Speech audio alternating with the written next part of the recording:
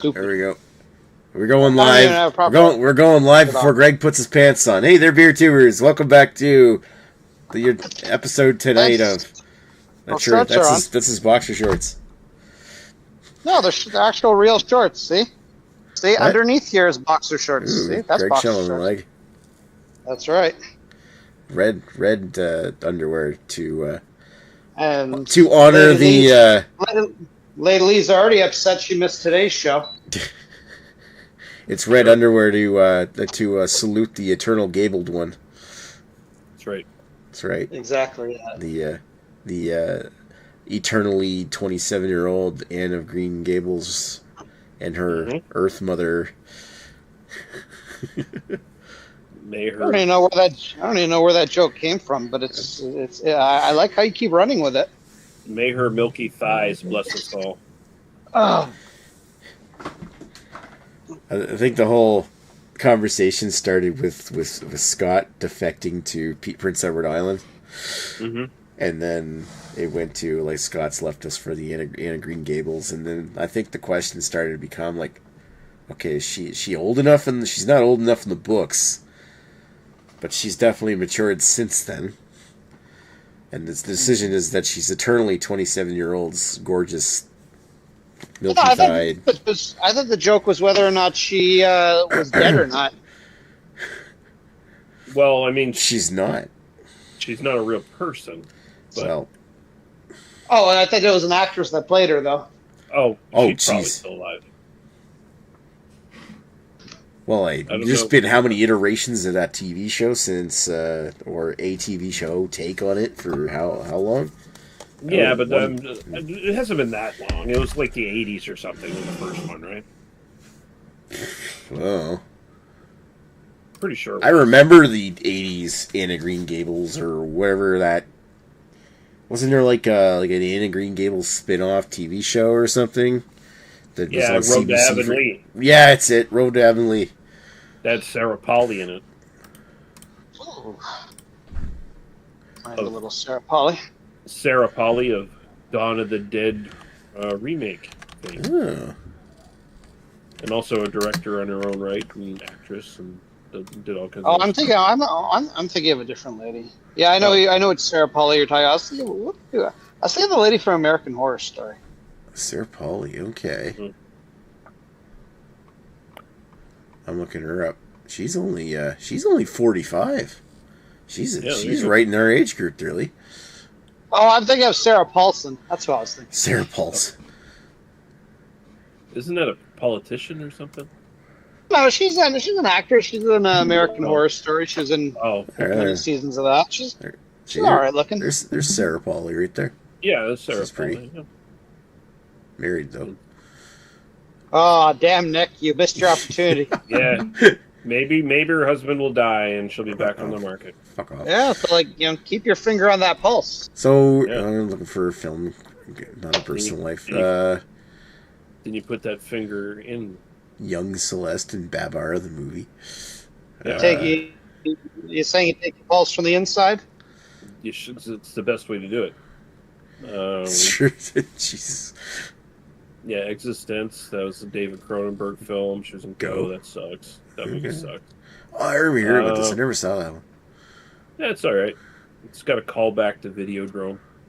Dawn of the Dead. Was she was like the protagonist of the movie, wasn't she? Yeah. Yeah. Okay. I remember her now.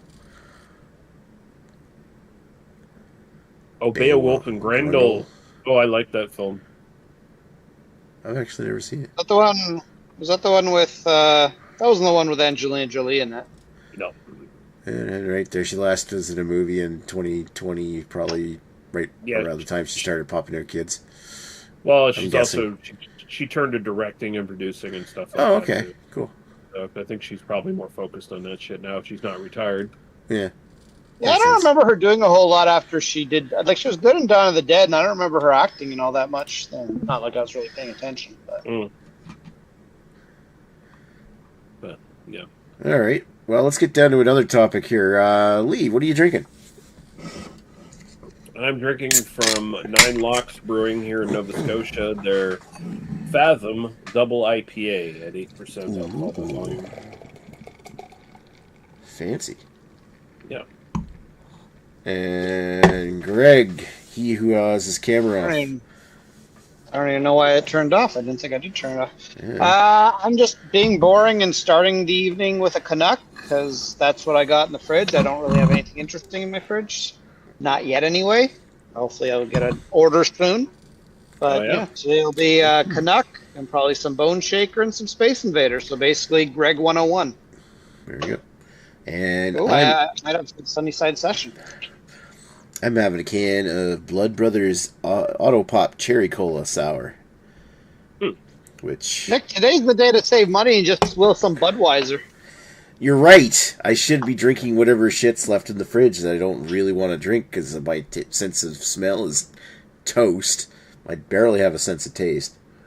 Oh, drink those 10-year-old beers. You won't know if they're poisonous or not. Oh yeah, until I'm sick again tomorrow, I'll miss another sick day.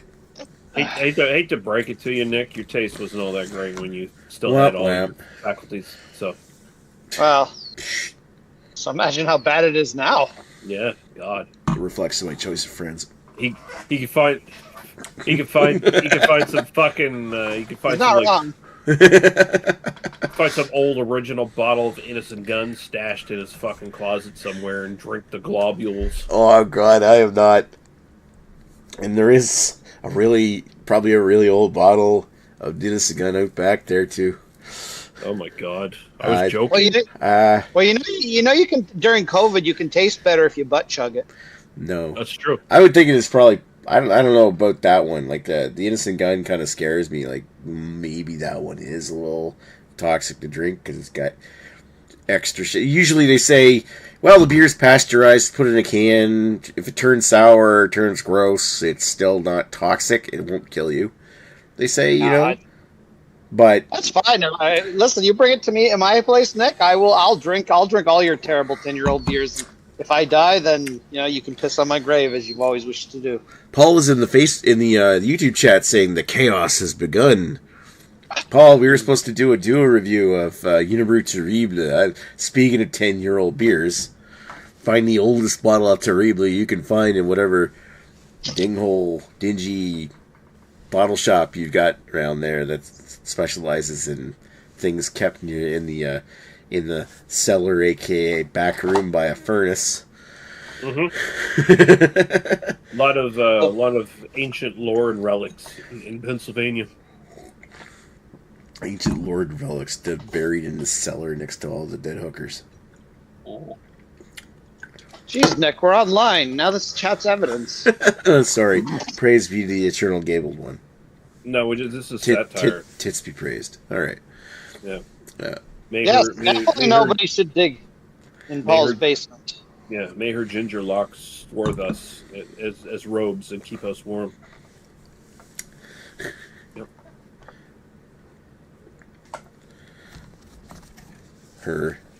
When she ascended, as I said in the chat earlier, when she ascended to heaven, the constellations in the sky reformed to match the pattern of the freckles on her arse cheeks. Wow. Yep. True. May her ruby vaginal lips split apart like the red mud of Prince Edward Island. Jesus! She is a lady, Nick. My God. God, we were being respectful. I even said arse cheeks, not ass cheeks. Well, terrible, man. Terrible. Can't go off the rails in Prince Edward Island. They ripped their tracks up years ago. Wow.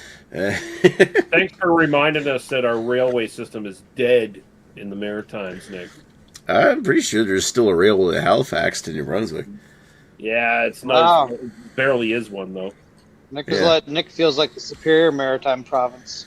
Yeah, it's because we still get a railway, which sucks.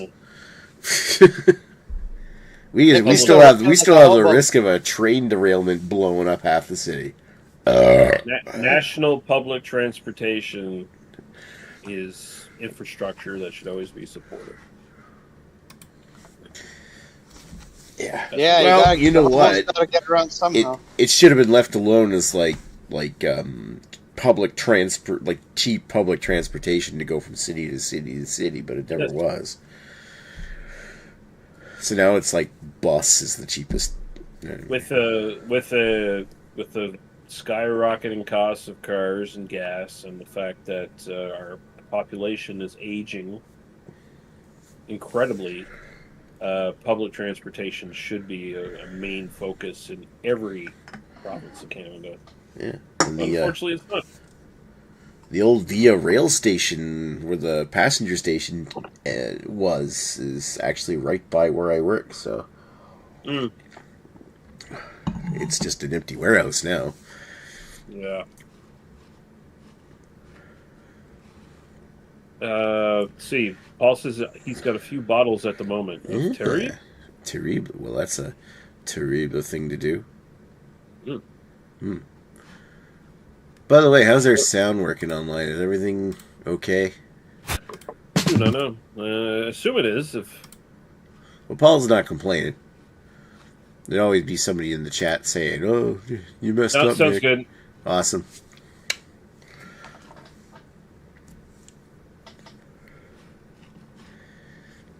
Yeah. So to those who don't know why I sound different and shit, and why I don't have a sense of taste, is got nailed with COVID over the weekend. Lee and Greg know, but I'm okay. It did give me the opportunity to watch a shit ton of movies. I ended up watching. Yeah, what all did you watch? All right, let me grab the list. You should get yourself a letterbox to kind of. I know. I've been just keeping everything in like a notepad on my phone. Yeah, get yourself letterboxed. Then you'll feel cool like me.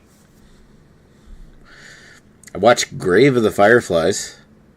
Fireflies. The anime that is about like post-war Japan. Oh yeah. That was pretty good. I've never seen that, but I know what it is. Yeah. Saving Private Ryan. I watched Get Carter and Blowout with you guys. Yeah, that's true. Yep. And I watched, as I was coming down with the illness, I watched Tepepa, that Western with Thomas Milan and Orson Welles. Yeah. That was actually pretty good. And Orson Welles had more of a role in that movie than I thought he did. Like, he was like pretty much the main villain. Oh, okay. But cool. He also looked like he mailed it in. Like he was drunk all the time. Oh, that's Orson Welles. I mean, what year was that released? Oh, fuck. It was like early... I think it was early 70s. I have to Google it now. So that'd be right around the time when he was just like strictly taking roles for money so he could finance his independent movies. Oh, really? Yeah, because at that point he wasn't doing like... He wasn't getting financed by anybody to like do big movies anymore. He kind of got drummed out of the main movie industry, and so it's just like, I'll take any fucking role that's offered to me. If a friend does me a favor or something, gets me a role somewhere, then I'll fucking take it so I can make some money. Then I can go back, start filming my movie again. Like he did a couple of movies in like chunks during the 70s. So yeah, Tepepa. So like a Zapata Western where.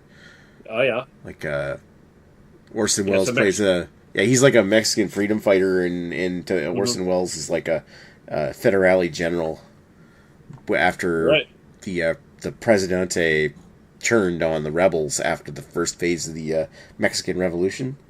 So Orson Welles is playing a Mexican in this? Yeah, I guess he is. He's like, what is Orson Welles in brown face? Oh God, is he? 1969. Okay, yep. Everyone's in brown face if you don't shower for long enough. Wells called Milan, who idolized a dirty Cuban.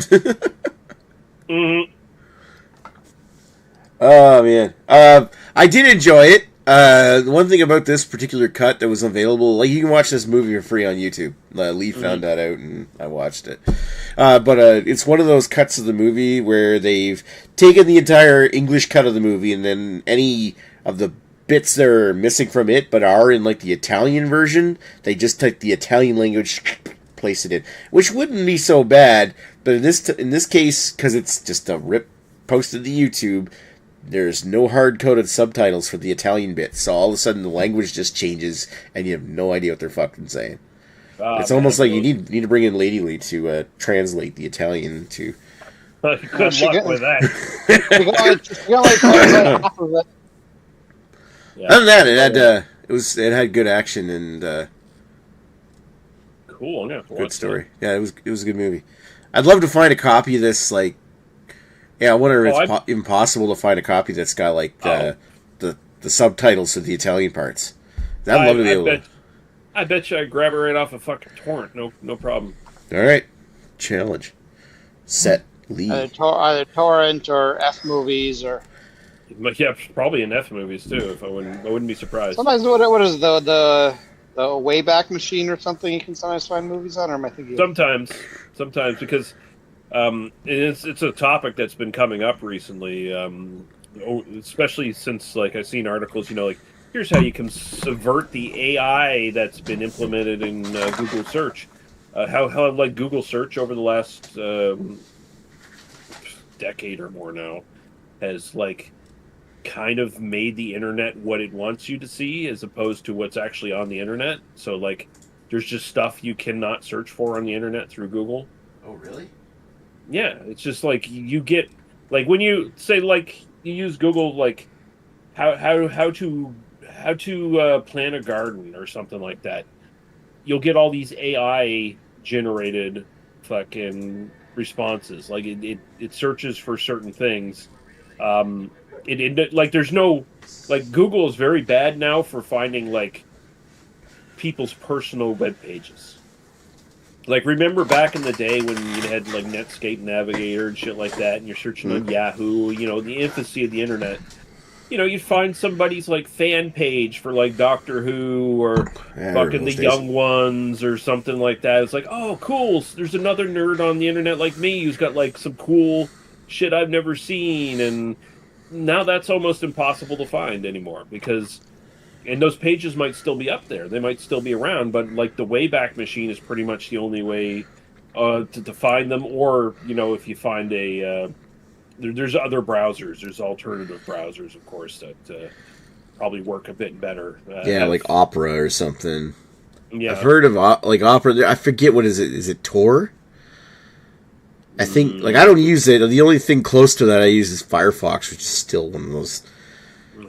Amazingly enough, still like one of the more independent kind of browsers, but it's still not as independent as like Opera. I think Tor is the one like the black, Tor is the gray onion side one, of the internet. What? Isn't Tor the onion one? Onion. Where you go on the dark web with it? Yeah, I think so. I think that's the one. Yeah, but like Google's bad. Google is so omnipresent now, and I've just noticed it over years. It's just like, oh, you're not getting like you search for something super specific, and you're still not getting what you're looking for. You're getting like a wiki. Getting whoever pays Google's. You're getting like an AI generated wiki page of something or some bullshit like that, or you're just getting like all these AI generated like news sites and shit that like regurgitate the same articles over and over again. It's just like, and that's not helpful. You're not getting a living person's fucking perspective or reporting on something. You're getting like something that's been like processed through several like computerized AI, whatever the fucks, and yeah, it's just harder and harder to find independent and free kind of places to get information and digest things, fan culture, and all that stuff. Like it's a lot harder. Well, just look at BeerTube in general is kind of. We don't get the viewership because Google controls the algorithm and alcohol is controversial. So we like that's exactly why you don't get the views. Yeah, I mean most of the people who have got all the subscribers have had them for years. I mean it's definitely part. Unless you're Joe. It's definitely part of it, but at the same time, like BeerTube was never a way to like make a living off of YouTube. It was never a way to like make serious money. Yeah, I mean, all that beer. Like I like Dan and all, but like the idea that like his channel's someday gonna take off is just—it's a pipe dream. I'm sorry. Yeah. I don't want to. I don't want to Yeah. be mean about it, but it's just like, And that's a general thing, been- not just BeerTube. no, I've been in. I feel, No, but lots I of feel people Dan's try to life in be general social is a media bit of, stars. Dan's life in general is a bit of a pipe dream, and I don't mind being a little mean. You need a little meanness in your life, Dan. It's just I come from the perspective that I've been in fucking BeerTube since it was a thing, and fucking I've seen the people who've made some sort of like marginal success out of it and what they've had to do it and how they've had to compromise The themselves subs they had to and how buy. and the subs they had to buy. Bragg's beer reviews, rest in hell, you dead motherfucker. Jesus. But yeah, it's just like, you know, or you can be like you can be a grin and twat face like Dar's beer reviews, and I'm sure he does. I'm sure he makes a little bit of scratch on the side, but it's nothing serious. And fucking, you know, whatever. Like any other kind of person, like you can do a professional fucking show. You can have high production values, like Beer Geek Nation used to have, or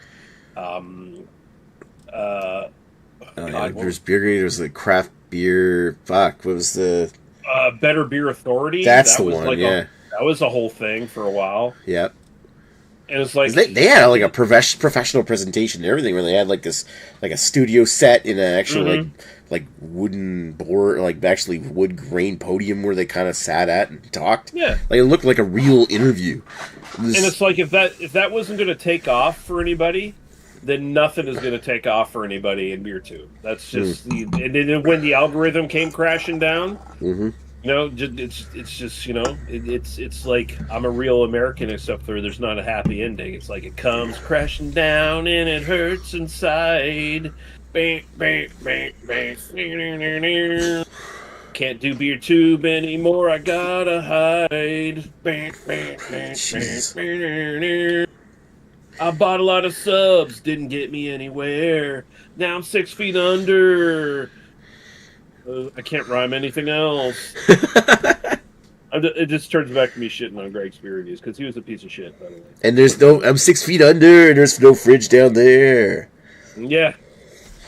There you Yeah. go. Jesus. Yeah. All right. Going back to the list of movies I was talking about. I watched Yes. All Quiet on the Western Front 2022 version, which is Oh yeah. exceptionally brutal in its depiction of World War One. Like that's probably one of the best examples you'll ever find of just how disgusting the war was. So interesting thing there. That was the first ever version of, like, there's been like 3 or 4 versions of that film. That's the first ever one that's actually been filmed by Germans. Yeah. Okay. Because that is a story that's critical of the German army in World War One. Oh, very much so. Yeah. Yeah. It's definitely an anti-war film. Definitely an anti-war film. Yeah. And I don't know if I should be explaining the ending on the internet where people are. I suppose you could have watched it by now. Yeah. Everybody dies, you know. Yeah. And it's just sort of fucked up. But like the two main heroes that we watched through the entire fucking movie are senselessly killed in the last like 20 minutes of the movie. And it's just for what? For nothing. And that's what war's really kind of like. For the ego of There's some fucktwat. Yeah. There's no happy endings for anybody in that kind of situation, except for the people who don't have to fight and just like send other people to die. Speaking of egos, hi Greg. I was gonna say that's what BA 101's all about. It's feeding Nick's ego for going on many years now. Pumping my ego back up so that I can survive another day. You've got the vid. Got some comments here from Paul. Just read. Sounds fine. I don't know what that was in. Oh yeah, I think we were talking about the sound quality. Right. It says my channel is a failure and it is what it is. Yeah, but you're doing what you're doing. You have fun doing it. Like that's the reason for BeerTube. That's the thing a lot of people like lose sight of and forget. It's just like it's a hobby. It's fun. You know that's the real reason anybody started doing it, other than a few, you know, outlying twats out there who thought they were going to make money off it. But you're doing BeerTube the way BeerTube should be done. Yeah. Then he says 93 garbage, and I'm not big into professionalism effort in general. Yeah. Yeah. Well, well, that's it. Like, you're spending too much money, especially in beer too. If you're putting that kind of effort into making those videos, you're probably wasting your money. Because I mean, every beer tuber, even the ones who just sit in front of a fucking camera and don't have any sets or production values or anything like that and talk, they're still technically losing money. Even if they're monetized, they're technically still losing money. Or like, remember when I was actually monetized and I was actually making some money off this? Yeah. It was like $100. It was like maybe $100 a month if I was lucky, but it was usually like $100 every like 3 or 4 months. That's pretty like good. that doesn't pay for the fuking beer I bought that I'm talking about. Yeah, I'm not making money. I only ever made $100 twice, and it was they changed the algorithm and cut me off for like $7 away from my 300. But that's it. Like, that's all I ever made on this fucking thing. The thousands of dollars of beer that I've bought and the thousands of dollars of camera gear, which I bought for other reasons, I've never made any money back on this thing. The only thing that really exists for me is to interact with people, which, you guys. But thanks. I guess you guys are fine. No, like, well, you have to treat it like any other hobby, though. Like, like for instance, biking. Nick, you took up biking in the last few years. So have I, actually. Yeah. Are you biking because you want to be the best biker in the world and you plan to make money off of it? No, you do it because it's enjoyable to you. You have to treat. I enjoy the ride, enjoy the people I do it with, and I'm healthier for it. That is, if I were riding this year, I've got to get back out. But stupid fucking COVID and my excuses. Yeah, well, but I mean, again, at the end of the day, I mean, you're enjoying the hobby for enjoying the sake of enjoying the hobby. Yeah. Should you happen to make any money, let's say you're going for a bike ride, you come across $100 bill, great, you made $100 bike riding. But the reality is, you don't expect that to happen. It could be a fluke that does happen. Yeah. Beer tube's the same way. You enjoy the beer, you're enjoying perhaps the people you talk to varying degrees, and you're hiding your alcoholism. The fulfillment you get out of it is the joy you get out of it. If it's a hobby, you don't do it for the profit. It's just like, how much money have I wasted on camera gear? Have I really wasted it if I enjoy the fucking hobby? Like, I've got thousands of dollars of camera gear, and I use it to go on camera outings with my camera club or shoot the odd event. But I love it, And it doesn't matter whether you've got a cheap hobby like running is relatively cheap, or you've got a really expensive hobby like cars that just sucks up all your money. If you're enjoying it and you're not putting yourself and potentially your family into bankruptcy to pursue it, then what the fuck? Buy whatever. Thousands of dollars of camera gear makes you happy and you can reasonably afford it. Then buy yourself an $85,000 Corvette. $105,000. Holy fuck! I didn't realize your car was that expensive. But at the same time, you can afford it and you can fucking enjoy it, right? And you're going to resell it for probably the same amount. My dealer will buy it from me for what I paid for it, which is nice. It's really tempting too. It's like, there's no depreciation. All day, sell it and get yourself one of the E-Rays or whatever. Oh yeah, it's $200,000. The $200,000 is double the price. Not if you get 130 for the car you got now, and then I won't get. No, I can't get 130. I'll be lucky if I get back what I paid for it. But the new ones have gone up. For whatever reason, GM upped the price by 12 G's this year. So my exact car would be about 100, close to 115 this year. So that's why mine retains its value. All right, on the movies. More on your list there. Yeah, I'm just bringing up the next one. I watched The Dirty Outlaws, which Quentin Tarantino called his 13th favorite spaghetti western. I was actually going through the spaghetti western database and then picking out all the ones I haven't watched from. Like, if you go into the spaghetti western database, there's like a bunch of lists of personal top 20s. There's the essential top 20, which is like the site's favorite. There's Quentin Tarantino's top 20. There's Howard Hughes' top 20. There's another writer now, Alex Cox, is his top 20, and then there's an alternative top 20 list that's got like more obscure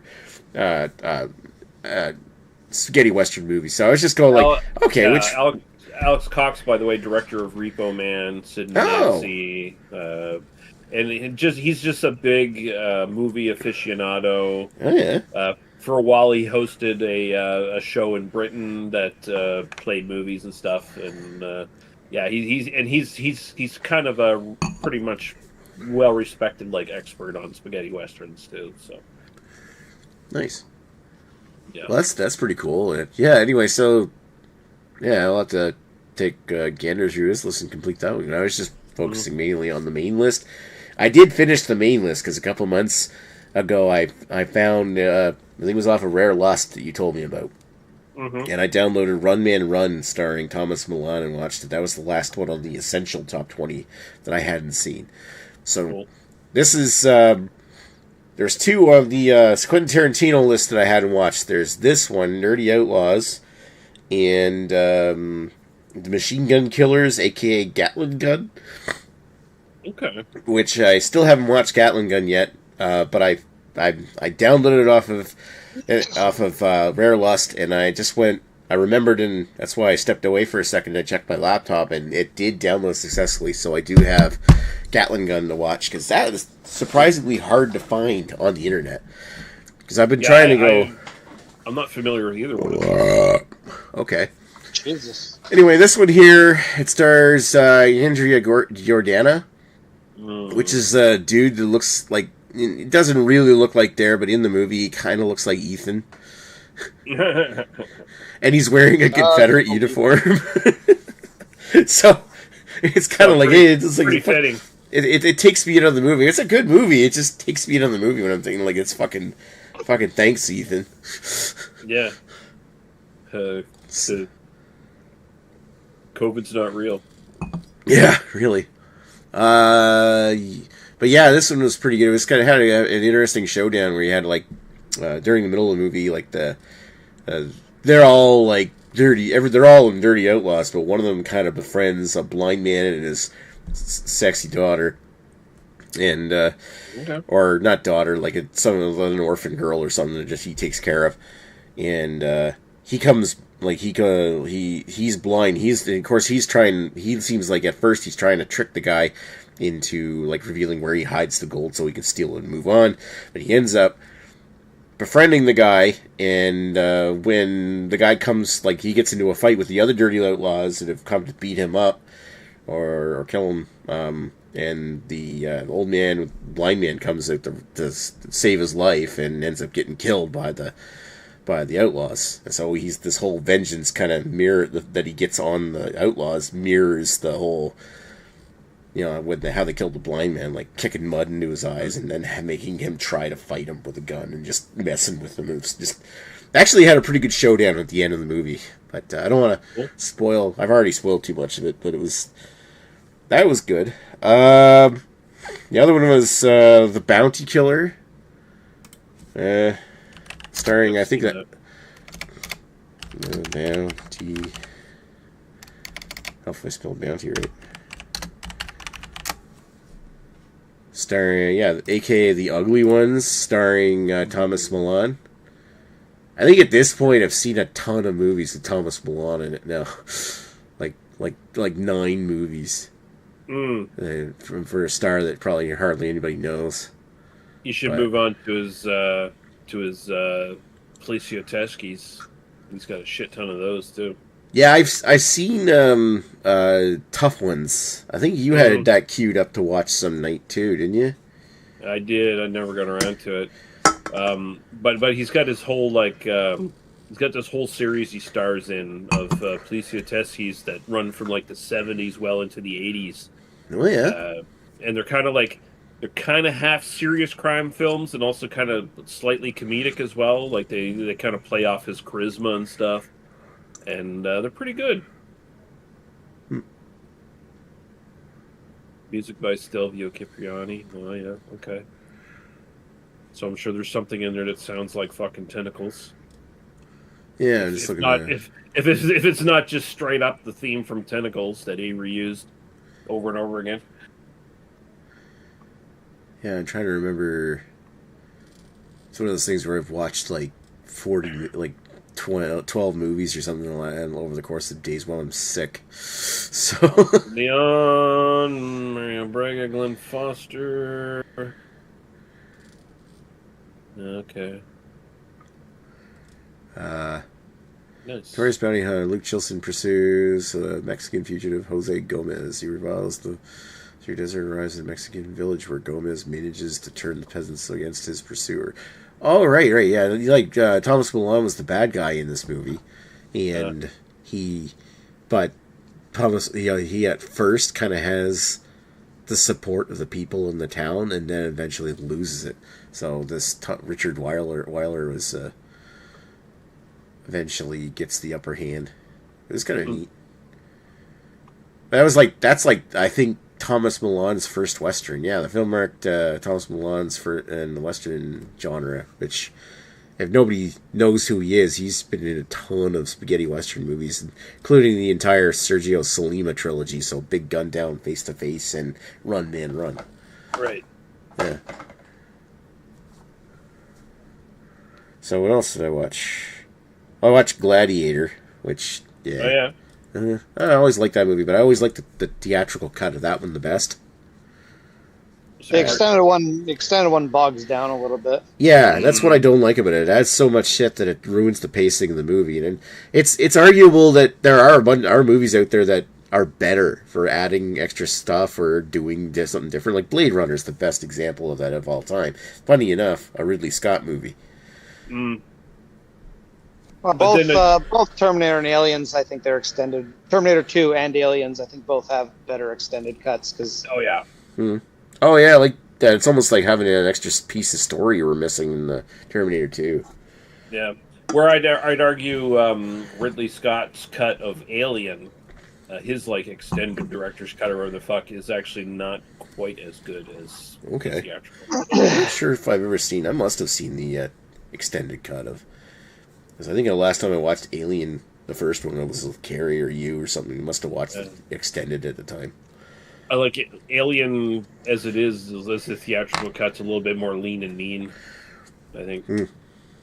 Alien and the extended cut, if they use all the footage, I'm not sure if they've ever made one that actually inserted the footage of where Ripley finds the people who they thought they died at the end, but they were captive. I don't know. She finds Tom Skerritt captive in one of those cocoons and shit. Yeah, so there's actually some. This is a bit of Alien nerd thing. There's actually some weird continuity errors that it doesn't actually match up with Aliens. If that scene was actually included, because and I think it actually does match up with Prometheus, and screws up the continuity because Ridley Scott movies don't exist. It's fun. Yeah, well, the Ridley Scott, I don't think ever intended for there to be anything other than the Aliens. It was Alien and Aliens, and that was it. It's just like Terminator 1 and 2. There was never a third. So the Alien can somehow create its own egg or whatever, whereas in Aliens, they introduced the Queen, which apparently Ridley Scott never really planned on. So apparently that seemed like I forget the explanation, but somehow the alien can make the egg itself or something. Well, Ridley Scott can eat James Cameron's dick. Wow. All he comes to the Queen. I'm like, yeah, well, we're talking James Cameron. He made one of the best sequels of all time.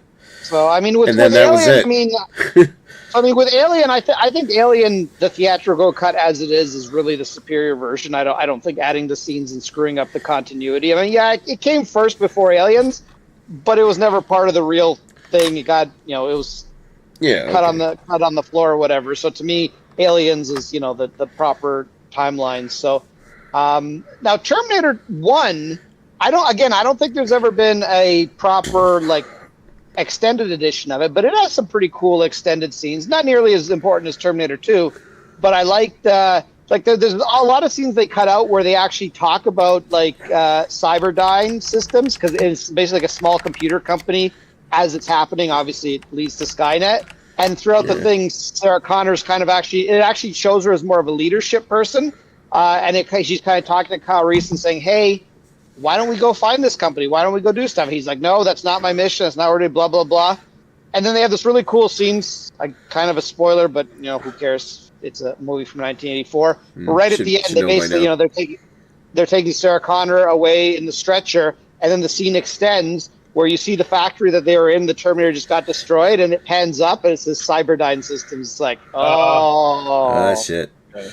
And I don't think they've ever actually inserted it, but you can even on YouTube that and see all the extended scenes. They're quite good. They're like I would think a movie with that extended would be kind of cool. So but Aliens is just Greg and Beer Nomicron lore who went apeshit after a store refused to refund him a pair of shoes. I'll give you 3 guesses who said that. That's entirely correct. It was Ashley Sex Momicron from the planet Nomicron, who was written in Beer Nomicron, probably somewhere towards the end of the book where, I haven't read it that thoroughly. But you're gonna be scolded by Radar now for getting all of that wrong. But, yeah, I know. When Radar can come into Discord and talk about it himself. Well, Radar has the only copy of Beer Nomicron. He won't let the rest of us read it, so we just have to make shit up. We're not doing if you want to hop on Radar, we're not doing a beer tonight. We're just doing a shit talk hangout. Yeah. Anyway, the next movie on my list was Johnny Hamlet, which is basically a spaghetti western version of Hamlet, directed by none other than Enzo G. Castiglieri. I have not seen this. I need to see this one. This one was really quite good, actually. I love Hamlet. Yeah, I watched that last night. It was good. It stars the same guy, Andrea Giordana, the one that looks kind of like Ethan, and he wears a Confederate uniform. But this one was pretty good. Your mic is very low there, or maybe it's just low for me. No, it's just very low. Hey, is it Nick low? There you go. What's up? It's because I wasn't talking. That's why. Oh. I heard something and was like, it was the YouTube of you guys full blast volume. Johnny Hamlet. Greg, you got some of it right. Yeah. Well, educate us. Tell us what I got right and what I got wrong. Pretty much, you did ape shit. You just named the names wrong. It's not Shenthicron. It's Schlechticron, Saxonicron. Okay. Destroyer of Worlds. You have to say the whole thing, right?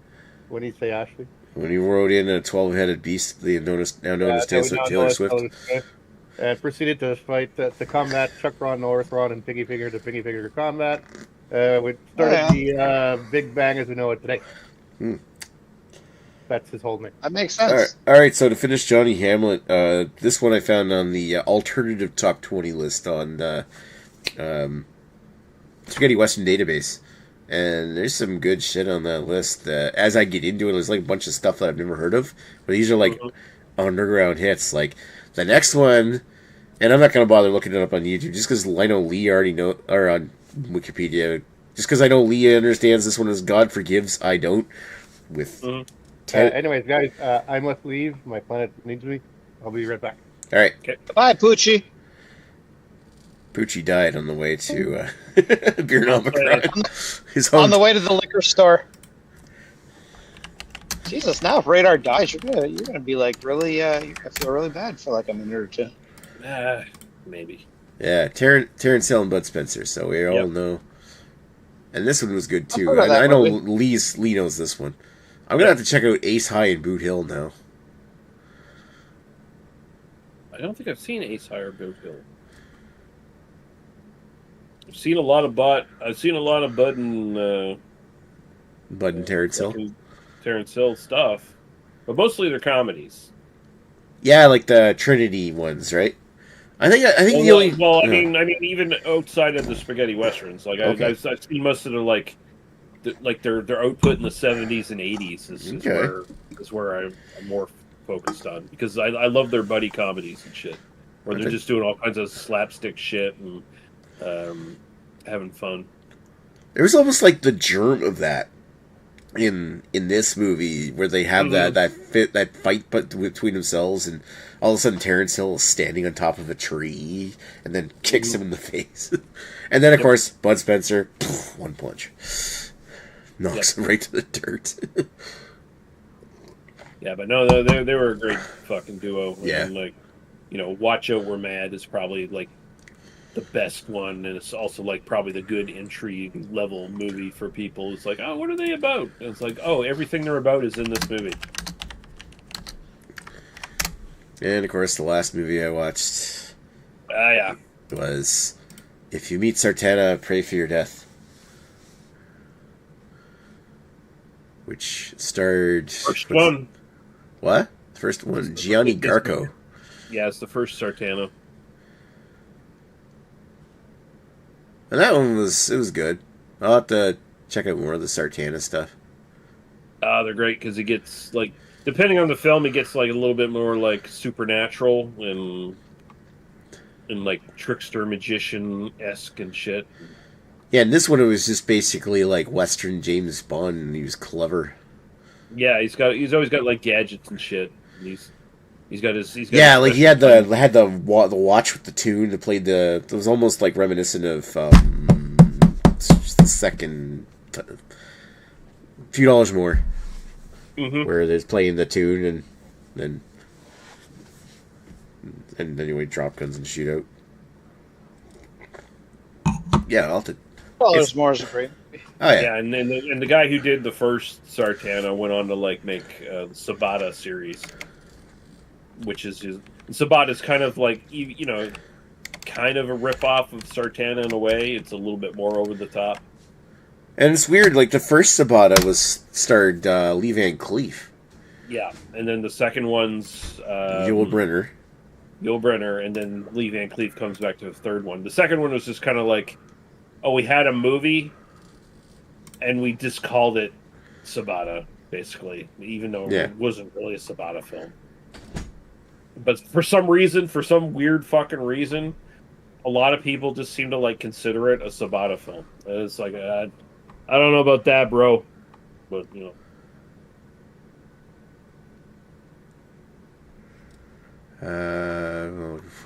looking at the. I don't have it streamed. I think you guys can watch it, but I'm looking at the top 20 lists. Where's the alternative top 20 here? All right, let's see what they say. This is probably what I'm gonna start poking through because there's some good stuff on it. I haven't watched this one. Already, I see a title I've never heard of. $10,000 Blood Money. Blood Money, yeah. And apparently they're rating that as number one, and I've never heard of it. So yeah, no. And then the next one's Blind Man with Ringo Ringo Starr. Yeah, I've heard of that one. I've never seen it. And number 3, I can say that one is fucking great. Yeah, it's Klaus Kinski plays. That one has like, I don't know. I think Greg, you watched God Send a Cain, didn't you? Possible. I watched it with you. I don't remember. Klaus Kinski gets out of prison and then he takes revenge on a bunch of people. Yeah, and he's using like the catacombs beneath the city to sneak around and come up in the buildings and exact his revenge and then sneak away again. And it's so fucking good. I think I may have watched it with one of you at some point. It might have been me.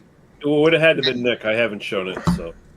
Yeah, I think it may have been Nick on some night where you had someone or something better to do, and I think Nick was like, "You want to put a movie on?" I'm like, "Yeah." Alright, so Johnny Hamlet. Johnny Hamlet featuring Enzo G. Castiglieri, guy that did Keoma. Yep. Of course, you know who he is. California. I've never heard of that one. No. 77? Okay. That's late in the cycle, yeah. It's starring Giuliano Gemma, the guy who was in the Ringo series. Yep. So, Massacre Time, I know. I've watched that one. My boss at work loaned it to me. Navajo Joe. Navajo Joe is great. Yeah, like that's like physical fist fights sneaking around and like that is so good. Burt Reynolds in red face. That's pretty good. Technically speaking, Burt Reynolds is part Cherokee. So he says that, but it was never proven. I kind of question that one. God forgives, I don't. We know that one. We just talked about that. The Specialists, which is Sergio Corbucci. Yeah, that's the one where they've got like a coffin, they're towing a coffin full of gold or something, aren't they? I watched that a while ago. And of course, Tepepa. Tepepa, yeah, okay. Gotta watch that one. Bandidos. Don't know that one. Don't know that one. Death Sentence. I've heard of that one. But I've never seen it. Shoot the Living and Pray for the Dead. I've watched that one. That's a pretty good revenge one. I think I've probably seen that one, but it was probably a long while ago. it was a Kinski one, I probably did check it out, and I just forgot about it. Sabata's on the fucking. Sabata. How is that on the fucking like this list? Like that should be on one of the like the top lists. Yeah, it's surprisingly it's not. Although there's like on the top 20 list, there's like a list of honorable mentions, and I think it's mentioned a couple times there, but it's not. It's not in the top 20s of any of the lists. That's weird. That's one of the best ones. The Bounty Killer with Thomas Milan, which is I just talked about that earlier. Yeah. And If You Meet Sartana, Pray for Your Death. Yep. Pistol for Ringo. Pistol for Ringo's good. The Ringo ones are surprisingly good, yeah. And I think Pistol for Ringo was actually on a couple of the top 20 lists, the other ones. El Puro. I've never heard of I don't know that one. I think you can watch that for free on YouTube, though. So I might have to... Okay. The Grand Duel. Another one that should not be on this list. It should be on the top I'm list. pretty sure that's on one of the, like on Quentin Tarantino's list or something. Yeah, that one's stone cold. There's no way you can dispute that one. Yeah, that's the one. Is that the one where he's... No, Grand Duel's... Yeah, okay. He comes into the life of this dude who's like kind of a criminal, and he's got his own agenda. He's here to like take revenge on some people and shit, and like it plays out like every once in a while you get a little bit of a flashback and you get some more of the story and shit, and it's got like probably one of the top 5 fucking scorers for a spaghetti western ever done. Nice. So good. I know I've seen it. I'd have to read a recap of it to remember it. And The Forgotten Pistolero. Don't know that one. Yeah, I haven't seen it. Orestes Westies, so it's a Greek tragedy played in Italian Western. That sounds really good, too. Okay. Yeah.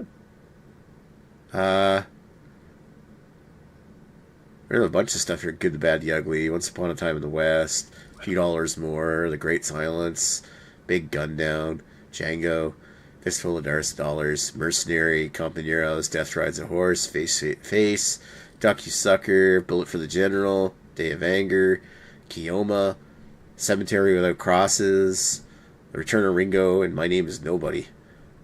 So is that the top? Is that the site's top 20 there? You can include in your own top 20 list, not currently appearing in the top 18. I guess I don't know what this is. So I was gonna say, like, if like I love fucking Death Rides a Horse. But if I was gonna like stick like a Lee Van Cleef starring one in like the top 20, I'd substitute Grand Duel in there. Okay. I think what they're talking about is like you can include in your own personal alternative top 20 any film not currently appearing in the top 18 spots on the official top 20. So it's all of these movies are in the official top 20. Those are ones you can't dispute anymore. They've been voted too highly. Right. But I mean, all of these are really good. There's a reason why they got them. We're talking about that. Great. Let's look at Quentin Tarantino's list, because we all love Quentin Tarantino. So he's got Good, the Bad, the Ugly, A Few Dollars More, Django, Mercenary, Once Upon a Time in the West, Fistful of Dollars, Day of Anger, Death Rides a Horse, Navajo Joe, Return of Ringo, Big Gun Down, Pistol for Ringo. Okay. Dirty Outlaws, which I just watched there. The Great Silence at number 14. The Grand Duel. There's your Grand Duel. Yep. Shoot the Living, Pray for the Dead. Okay.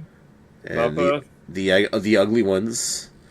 And Viva Django, which is I think also called Django Prepare a Coffin. Okay. I think. I'm going to click on it to look. Yeah, Django Prepare a Coffin. Starring Terrence Hill. Yeah, okay. All right, right. And Machine Gun Killers, a.k.a. Gatling Gun. All right, so there's some on there that have popped up a couple times that we've been talking about we need to check out. Yeah. Runners-up in not so strict order, Hellbenders. I think Hellbenders is Korabuchi, isn't it?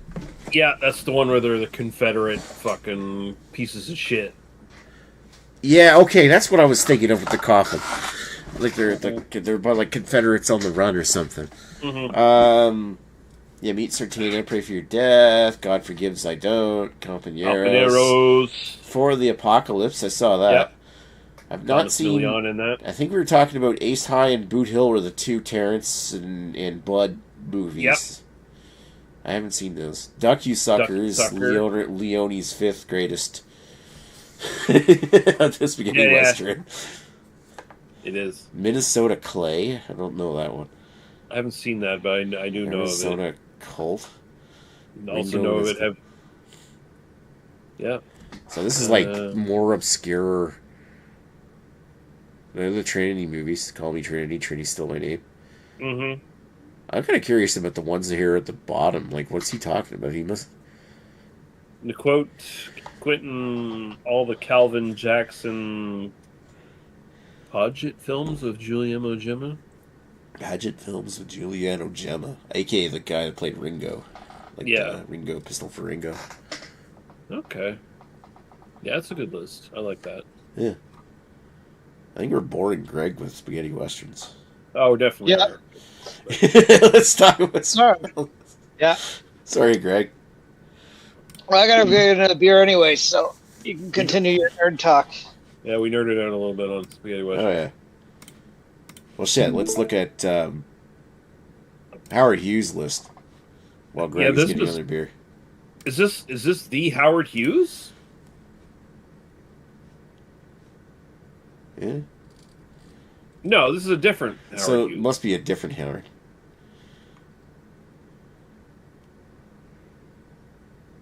Yeah, no, this is a different Howard Hughes. Because I was just saying, like Howard Hughes, Bruce Goose, Howard Hughes, like. Oh, that's not. Okay, yeah. Yeah. Howard Hughes. I'm taking this guy is like just a writer. Yeah. He uses Howard Hughes as his pen Store name. of titles and genre cinema. Yes, okay, so not the Howard Hughes, but the Howard Hughes in another circle. Yeah, like the movie writer. Yeah. Good, the Bad, and the Ugly. Sir Julie. Okay. Course. Yeah, that's Django. a good. Django. A few dollars more. More. I mean, there's a reason why those are at the. There's even after all the spaghetti westerns I've watched, they're still some of the best. Mm-hmm. The Great Silence, which I know Greg disagrees with. And so far, he's listing ones that are like safe picks that are like, oh, these are definitely cinema, quote unquote. The Big Gun Down. Yep. That's actually not. It's got Lee Van Cleef in it as well as Thomas Milan. Yep. Navajo Joe. Yep. Mercenary with. Is that the one? That's Franco Nero, yeah. And Milan. And Milan. I think Milan. Yep. Oh. No, Tony Musante. Oh, yeah. Yeah, right. it's Companeros that's got Thomas Milan. Million, yeah. Yeah, and Jack Palance. Yeah, Jack Palance is in both, I believe, and he's drunk as fuck. Yeah, he is. Hills Run Red. I've not seen this one yet. I've seen that.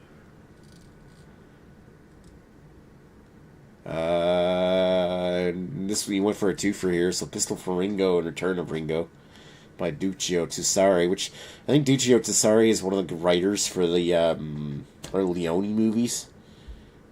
I would believe that because the Leone movies had like tons of writers on them.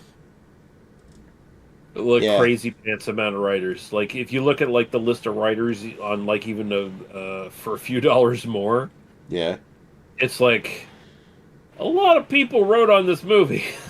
Pretty stupid. I bet. And I mean, no offense, it's not. I mean, it's a great movie, but it doesn't strike me as a movie that would need a ton of writers. No, it really doesn't. I think maybe some of the credits go to like, oh, this guy like transcribed the English subtitles or something like that, but like for the most part, it's just like a bunch of people collaborated. It's like, oh, I'll write some dialogue here, and because I probably also the script to Clint Eastwood so he could do his parts. Well, in the case of those movies, it was the stunt double, or just at least one of the stunt men on there actually could speak English and Italian, so he translated between Clint Eastwood and Sergio Leone. Because Sergio Leone did not speak English. Oh. Yeah, so Could he eventually speak English? Because I heard that him and Eastwood they had a rift and they like made up and had dinner together like a month before he died. I mean, I'm pretty sure he probably picked it up over the years or whatever. But when they were doing those spaghetti westerns, there was no Sergio Leone speaking English to anybody. Oh, He might have known a few words and like, Clint. well, eventually he did once upon a time in America, so he must have picked up English because he making that movie. Maybe Because he did that over 10 years, didn't he? Yeah, it took him a while. Yeah. It took him a while to build it, but yeah, maybe. I don't know. I watched that not too long ago, and it's not a bad movie. I mean, it's actually quite enjoyable. I've never seen it. I heard it's long. Yeah, it is long, but it's decent. It's just not like it just doesn't fucking pop like his spaghetti westerns do. It's a little bit more somber, a little bit more drawn out. It's kind of like it's kind of like how I don't know. The first Godfather is kind of like really long and not like a lot of cool shit happens in that, and then it's like you get the Godfather 2, and then all of a sudden, oh yeah, this is really good. But he never got to do Once Upon a Time in America Part 2, so Yeah, well, it's kind of makes me, from what I've seen of it, makes me think of like he was trying to make Godfather 1 and 2 together at the same time. A little bit. I mean, I would almost say if you took the first Godfather. You're right there, Nick? Yeah, I'll say if you have. Oh, good. I would say if you took the first Godfather and probably mixed it with maybe not quite. It's not quite the length of Once Upon a Time the rest, but sort of you get the idea of like how he likes to extend dialogue scenes like probably longer than they really need to be. It's kind of the same way where there's a lot of scenes like that are just extended. There's a lot of stuff that my often problem with Italian films is a lot of stuff kind of it gets implied but doesn't actually get you don't actually know what happens. Now the one I watched on Tubi, I don't know what's the original one, because the one I watched on Tubi was out of order, so you get scenes in the past, in the future, all that stuff. Whereas I know there's a version that apparently is like it actually takes place in order of the timeline. Linear, yeah, I don't know which is the original and which is the one I watched, but I mean, because I had a little trouble keeping up with the plot the first time, and when I actually Wikipedia'd it and it gave the plot in chronological order, I'm like, okay, this to me makes a lot more sense. I wasn't sure what was going on with the jumping back and forth with some of the stuff at first. Yeah. But if you still want to watch it, it's on Tubi for free. At least it was. Well, I don't know if it still is, but Tubi's been getting rid of a lot of good stuff lately, which makes me sad. Yeah, they only got stuff for a limited time, so it's like... You used to be able to watch... I think you could watch all of Leone's movies pretty much, and I think they're all gone now, unfortunately. I'm not sure about Once Time in America, but I know... I think I wanted to watch Duck You Sucker on it. I don't think it's there anymore. Right. It's a good movie, too, Duck You Sucker. It's fun. I don't mind it. It's my least favorite of his movie. I've seen all his movies except for his very first one he did like a Greek one or something, and I haven't seen that, but of all the ones I've seen, that's probably my least favorite one. It's not a bad movie, but by his standards, I wasn't that enthused by it. Yeah. So I guess the U.S. release of the movie is the one that was rearranged in chronological order. Different from the U.S. Yeah, look at this American wide release. Yeah. It's like, what are we gonna do here? Fucking audiences are fucking stupid. They're not gonna fucking understand this fucking non-chronological order. You know what I'm saying? The American version was 139 minutes. That's because I think the original movie is like how long? 200, something ridiculously long. Original runtime 269 minutes. It's like a fucking 4-hour movie. Look at this fucking shit. They're all speaking fucking Italian. First they're in the past, then they're in the present, then they're in the fucking past again. What am I supposed to do with this, huh? Fucking Christ, tell this fucking Leone guy he's got to cut this the fuck down. No, I might be wrong, but I think the 4-hour version of the movie was never actually released. I think Leone at some point had plans to release it, but I don't think there was ever a full cut of that movie at full length. Might be I could be possible. wrong, but That might be that might be a work print, or like oh, this is the one we showed in like film festivals before we released it officially. Yeah. Yeah, the 2012 Cannes Film Festival had unforeseen rights with issues, deleted scenes, restoration at a runtime of only 251 minutes. Rights issues with the deleted scenes. That sucks. Yeah. Someone else owns the deleted scenes. Okay. Yeah, it's kind of weird. Yeah. 2-tape VHS. Hey, anyone that can make money on anything will do it. Yeah. Yeah, so there you go. There's 226 minutes was the runtime of the U.S. videotape release. I need to. That's still a long-ass movie. I need to go delete. Yeah, that's a very long movie. I need to go delete urine from my bladder, and then. Yeah, you don't go do that. You don't want to build up of urine. And we'll stop talking about spaghetti westerns and Italian movies for a second and talk to Greg. Hi, Greg. Hello. Look at me. It's dark. I'm disappearing. Yeah, you're slowly evaporating from the skies of Mississauga. Yep. It's supposedly 20 degrees out here, but I'm actually finding it a little chilly. I don't know. Maybe I've got the COVID too. Fuck, it was warm today. I don't know how warm it was up there, but it was like 28 degrees when I got in the car to go home. It was outside. It was, I think, 24 in the sun this afternoon, so quite warm. I think it's going to be 28 tomorrow, if I'm not mistaken. Yuck. It's going to be like in the 30s next week. It's only mid-June at this point. It's going to get fucking worse. Well, usually it's like, June, and then like end of June, early July is your warmest weather, and then sometimes you have a little bit warm weather end of July, and then it starts to cool down. Like August around here is usually already starting to cool. Now, I mean by cool, I mean it's still like 25 degrees, but it's not like 30. Yeah, I mean, I suppose that's one way to look at it. You want to be optimistic. Oh, it's not quite July weather yet. I like warm weather, so I can't complain. We don't, we only get air conditioning in a pool. Meanwhile, these are all things that are true. Meanwhile, he I didn't also realize gets seasonal depression from summer. I don't know if he's got his headset on or not. Well, we'll find out in a second. Yeah. But I mean, listen, I don't mean to sound smug or anything, but honestly, until I met you guys, I didn't know not having AC was a thing. I thought it was just all houses just had AC. Like every house here has AC. My folks didn't get a heat pump until like a year ago.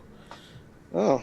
And then Mom never turned and said down the cool mode for the summertime. So I go upstairs in the summer and it's still warm as fuck. I'm like, why do you have that thing? It's warm as fuck in the winter. It's warm as fucking summer. It costs too much energy. That's why I like the basement level, because at least the concrete floor keeps things cold. Well, I think your parents have the same thing that basically we had in our little data center IT room back at my old office. Yeah. It wasn't a very big room, so I think we basically had one of those. It was like the unit itself, I guess, was on the roof, and then it pumped cool air into the IT room.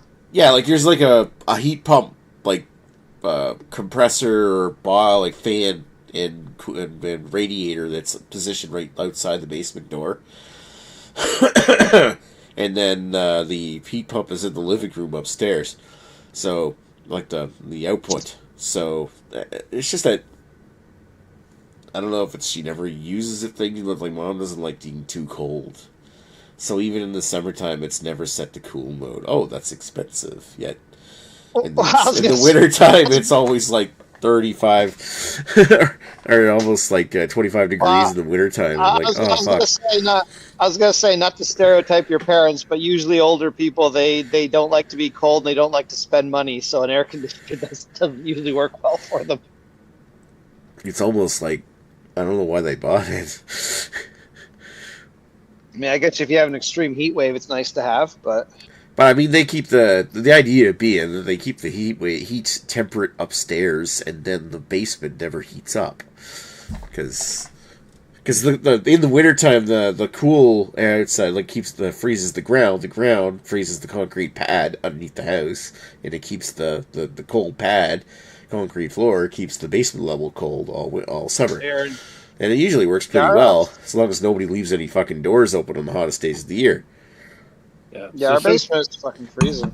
Sorry, Lee. So since my dad had his heart surgery, and he is now fucking real thin, he feels the cold super bad. Yeah. Oh, yeah. So now it's like, oh, he still got the heat on in the bathroom in like mid-June in the morning. That's something to walk into. Oh, that's something to sweat while you're king of this shit there. Yeah, well, no, I turn it off, open the fucking window, and just turn it back on, because it's like, you don't need to heat that overnight. Is this the old beer review room up the bathroom at the top of the house? Oh, Jesus. Yeah. That's gotta be stifling in the summertime. Yeah, it's bad enough my room's stifling. But it's, it's just, and my mother, she's got low iron in her blood and shit like that, so she's always cold. Oh, yeah. Agnes, too? Yeah.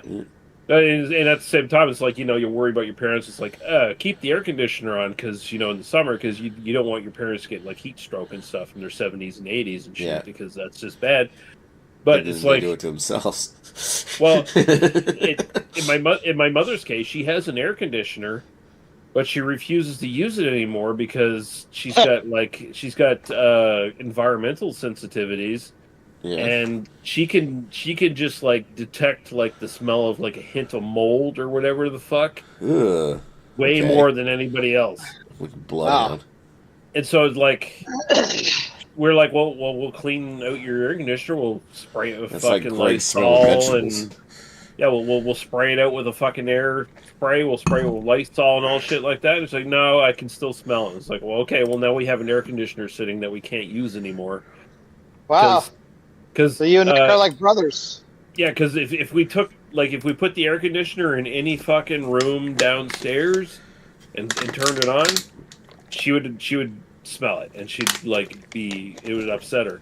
We can't take it upstairs because there's no window upstairs where you have good access, where because you actually have to sit outside and kind of put it in. It's so big, it kind of put it into the window. There's no safe access.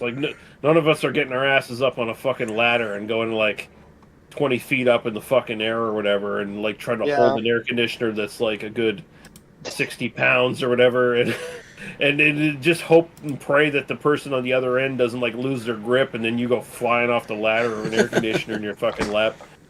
So it's like, okay, we got an air conditioner sitting around that we can't use. Yeah. You might end up like your buddy Greg's beer reviews. Maybe. Yeah. Let's see what's in the fridge today, guys. You'll be just a floating head. Oh, God. Mystical floating head of Maxwell Star. Actually, I think I might take a look at my mom's fucking air conditioner and just actually open it up and clean it out, because that's probably the problem. Yeah. I don't think my dad and my brother opened it up, because I took the cabin air filter in my car. Because God. So I have a Hisense portable air conditioner on the floor here, right? Okay. And what they don't tell you is that and there's no panel that you can remove for the bottom back filter of this fucking thing. They have a couple panels you can remove and clean the filters and shit, but they have none for the fucking bottom one. So what they don't tell you is that you actually need to unscrew the plastic panel on one half of it and take it off, and then just blow it all to dust, because you can just get years of dust and shit accumulate down in the bottom filter that you cannot blow it with an air blower just from the outside. You have to do it internally, kind of thing. Ugh. And I did that a couple months ago. It's I was looking it up on the internet. It's why is my air conditioner not working as well as it was a couple years ago?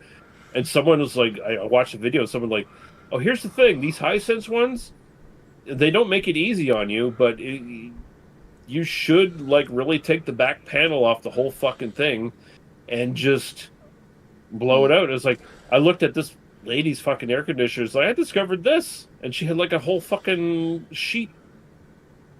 Like fucking, it looked like there was a whole fucking sheep like stuck in the back of her fucking air conditioner.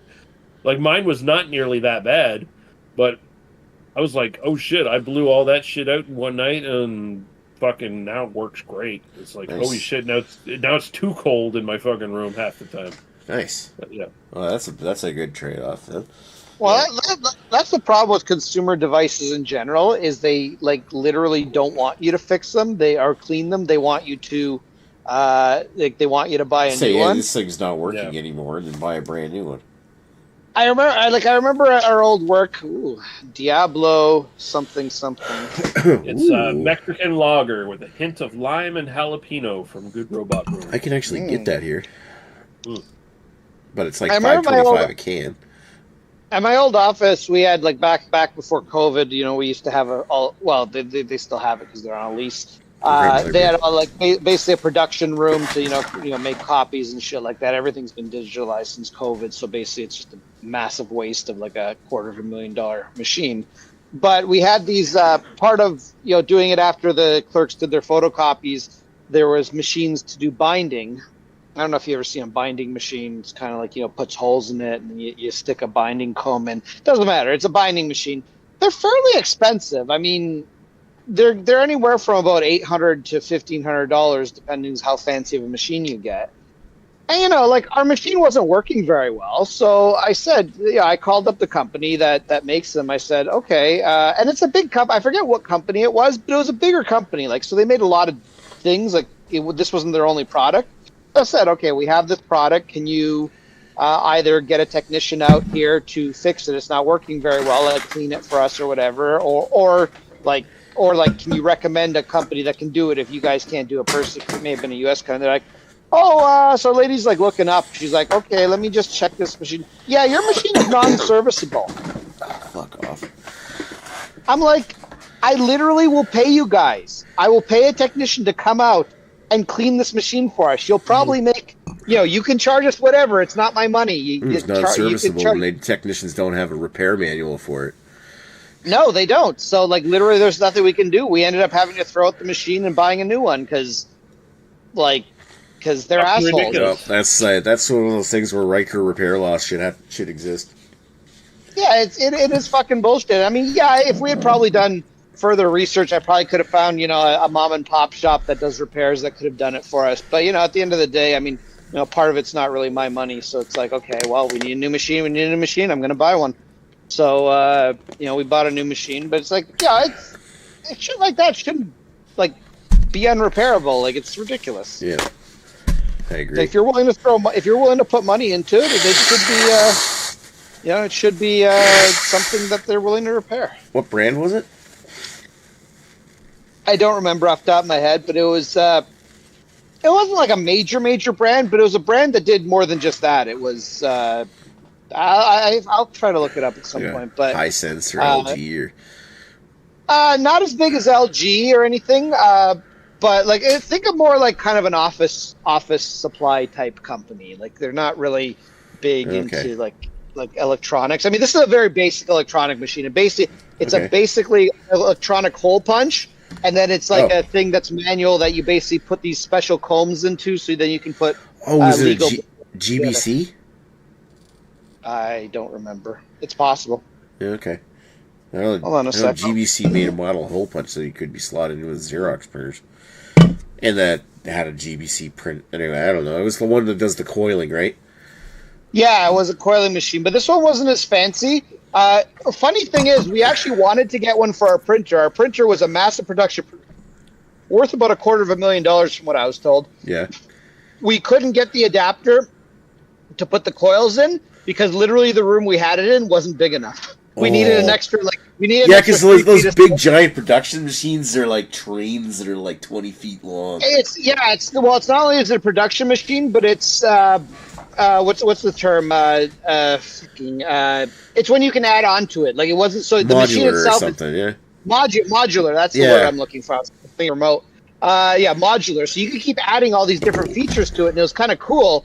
But yeah, we didn't actually. We wanted to get them the little module that allowed us to do that. We had the staple function, we had the regular hole punch function, but to actually do the fancy hole punch, no, we could do the fancy hole punch, the coil hole punch, but we couldn't actually bind the documents without getting another 3 feet of machine, and we literally didn't have room for it. There was like we stuck it into a room that was way too small. What was it? A Xerox or was it a different brand? Kai Minolta. Konica Minolta, okay. Konica Minolta, that's yeah, the like name. a giant biz hub or something. I forget what they call those big ones. Kaiju. Yeah, it was like Concho. basically their big ass machine. I know what you mean. Xerox had big production level machines that big too, and I worked on them when I was at Xerox. Yeah. So the company name was Fellows. So here, I just looked up on. That's like the budget. And that's basically what it looks like. What a binding machine looks like. Oh yeah. Those things are. The Fellows is kind of like I remember selling those at Staples back when I worked there. Like Fellows stuff is like the cheaper GBC, I think. Yeah, so I mean, the good news is they do last a while. Like, I mean, I think the machine that was, would need to be replaced was close to 10 years old, so I give them that. But it's still like, you know what?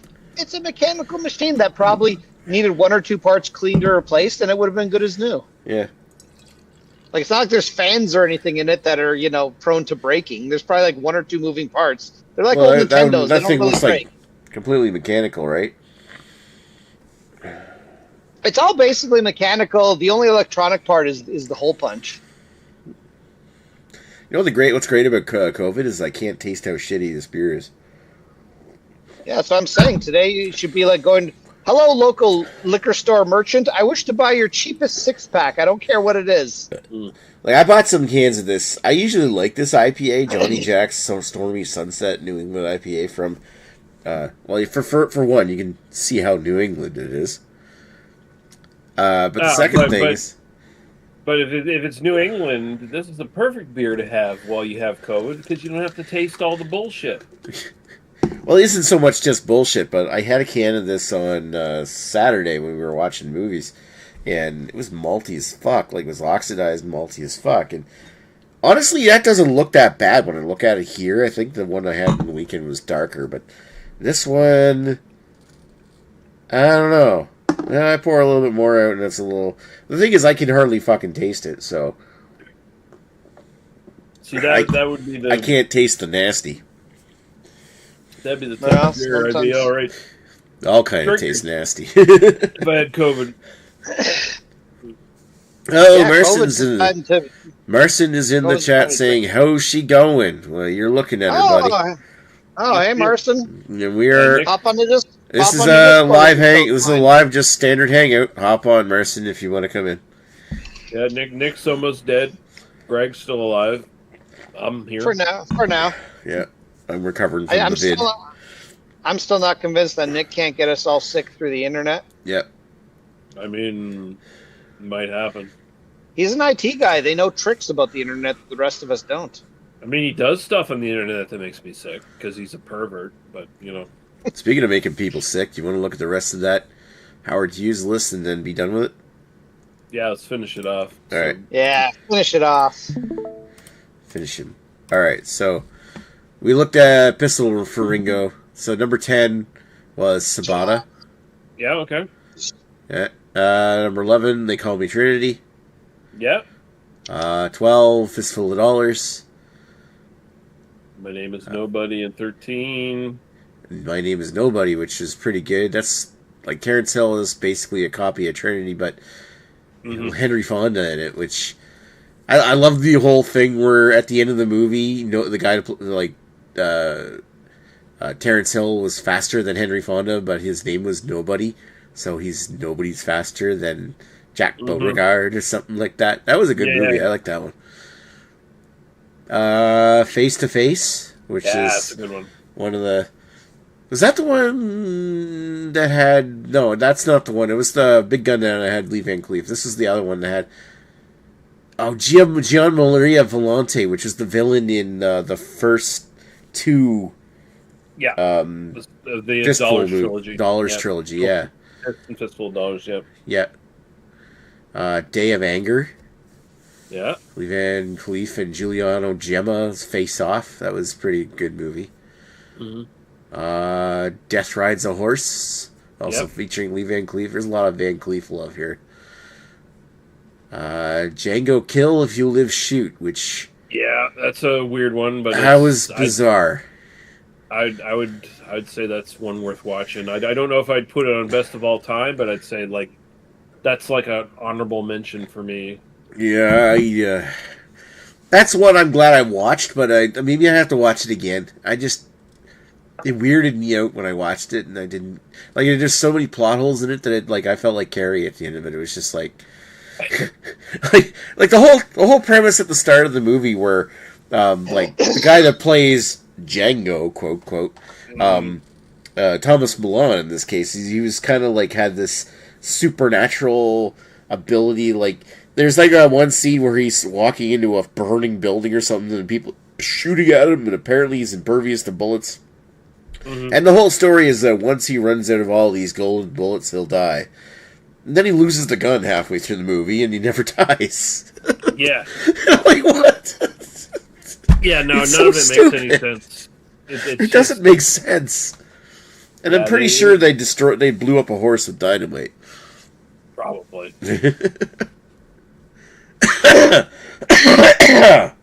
It was Italy in 1967. You knew they blew a horse up with dynamite. That's what they do. Bullet for the General? Yeah, so yeah, I feel like Django Kill If You Live Shoot was the one spaghetti western that was on fucking acid. Anyway, because crack didn't exist. Alright, so yeah, Bullet for the General was good. Yeah, that's a good one. Kinski was only in a small role, I think. Mm-hmm. But it was like mainly that baby-faced American guy and Gian Maria Volante, I think, wasn't it? Yeah. He was the bandit. Then they end up, like, he basically uses him to get access to the general and kill him. But it was a good like, zip-line western. Hellbenders. Yep. Yeah, that's the one. The Confederates, yeah. Shitty Confederates, yep. Yeah, We're and just the hearse... Nick to gain access to Lee. One day we can assassinate him. And one cool fact is the hearse carrying the coffin full of cash can also be seen in the desert as an ambulance to bring the bad and the ugly. You can just come down here and kill me. I'm not going to stop you. Cemetery Road Crosses. Yeah, okay. That's what I'd like to... Like I've mentioned before, that'd be a good one to watch with you guys, because that's actually completely random, like, obscure, like... Wasn't it like a vanity project or something? I think it was, wasn't it? Yeah. Yeah, but it has no business whatsoever being as good as it is. I watched it and was like really into it. So that makes it unique because most vanity projects are terrible. Exactly. But this one was actually like way better than it needed to be. Yeah. Cool. Yeah, anyway. He's got some other mentions here. Adios Sabata. Banditos. I think if you cross-reference all these lists, you'd pretty much just get like the same like 50 films or whatever. Pretty much, I think. Because I mean, I've been going through these lists for like the last 2 years and just looking at, okay, what's a good one to watch? I want another Western to watch. Okay, and then I just watched like I guess 50 different films that are highly recommended by people, and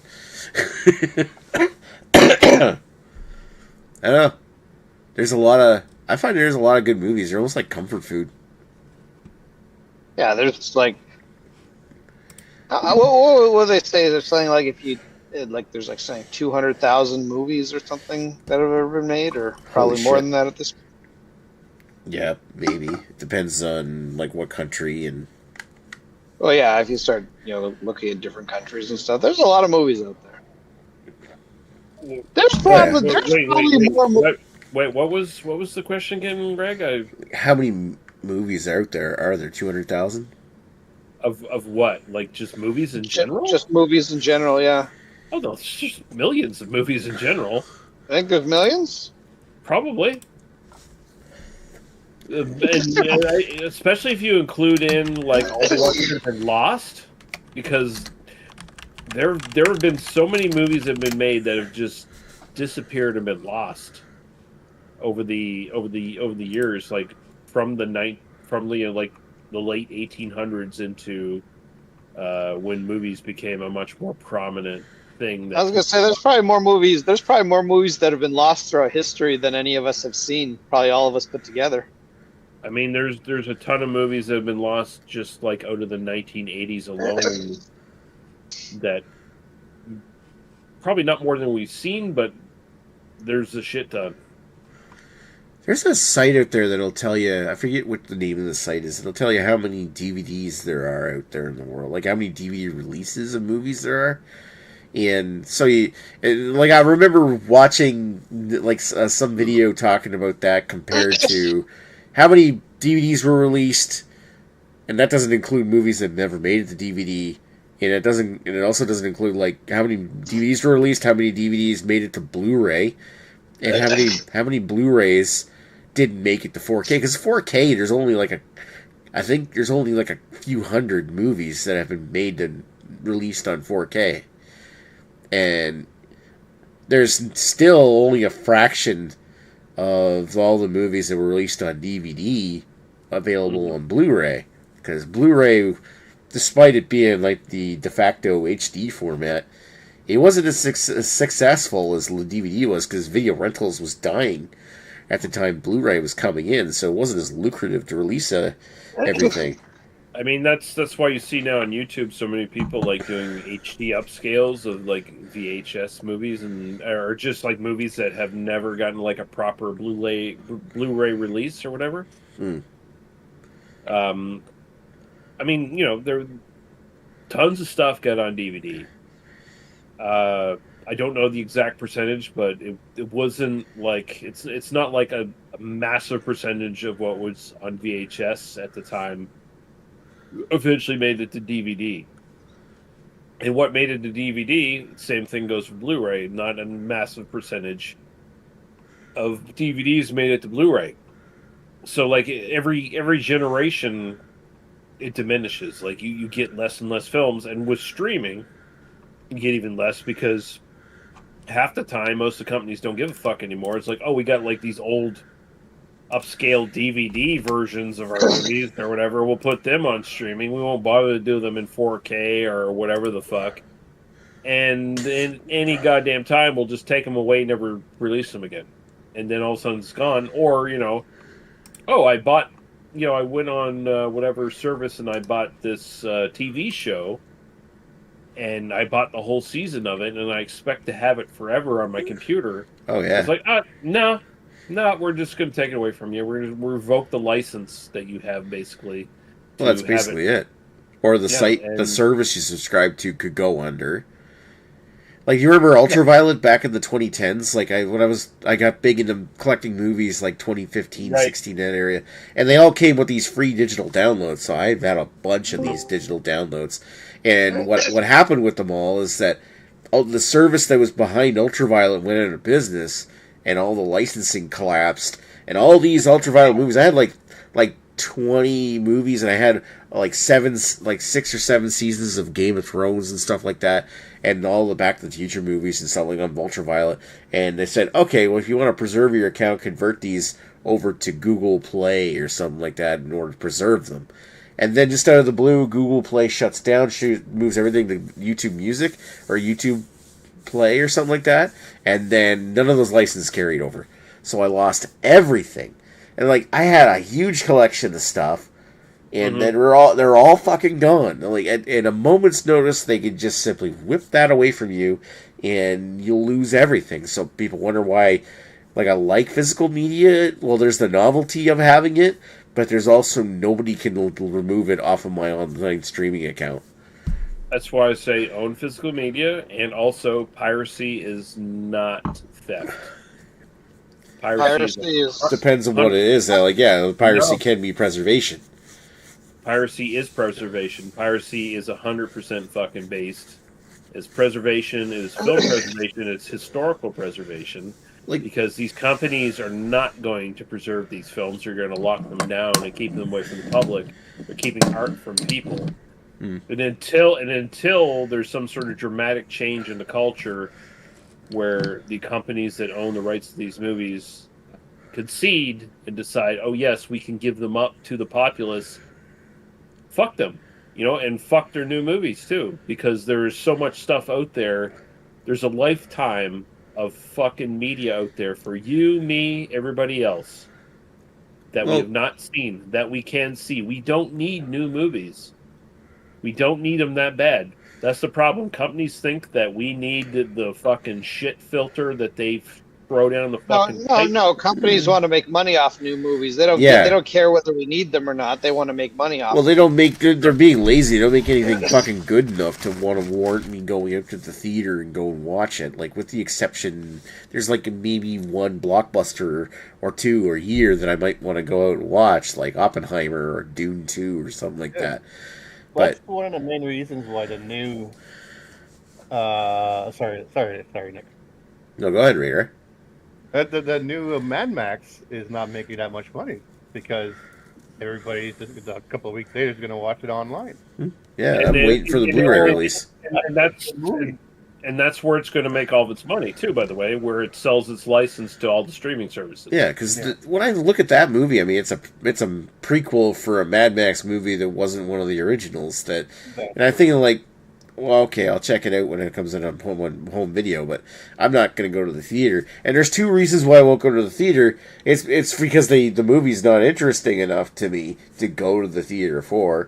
And the fact is, when I go to the theater, I'm spending close to $20 on a ticket, if not more, at this point. I was going to say, only $20? Yeah, and then there's snack foods to go with it. If you want to buy like a popcorn and a fucking pop at the fucking store, how much does it cost them to make that shit? And how much do they sell it for in the theater? You're looking at like $15, $20 for a fucking popcorn and pop. $50 to go see a movie by yourself.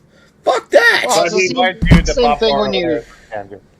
It's the same thing. I can't really blame them on that. It's the same thing when you go to a sports game and you buy a $15 can of Budweiser. Well, as soon as you enter the stadium, you're fucking screwed into paying the prices they want. And it just gives them free range to screw you. Well, I mean, they're not really screwing you though, in a sense, because here's the thing: that's the only way theaters actually make money.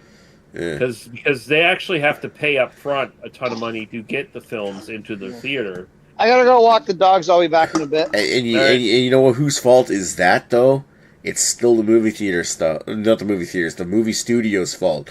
Oh yeah, no, it's their fault. It's they're asking way too much of the movie theaters to play their fucking movies. It's like, oh yeah, you pay us to watch.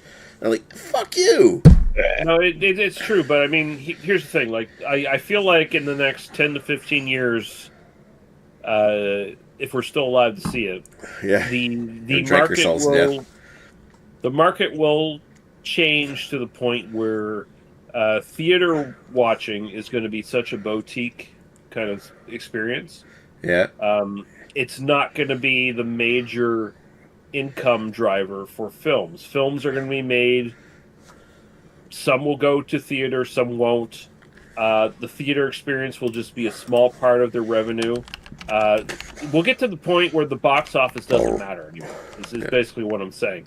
Because more films will go into, oh, hey, Netflix paid for my movie up front.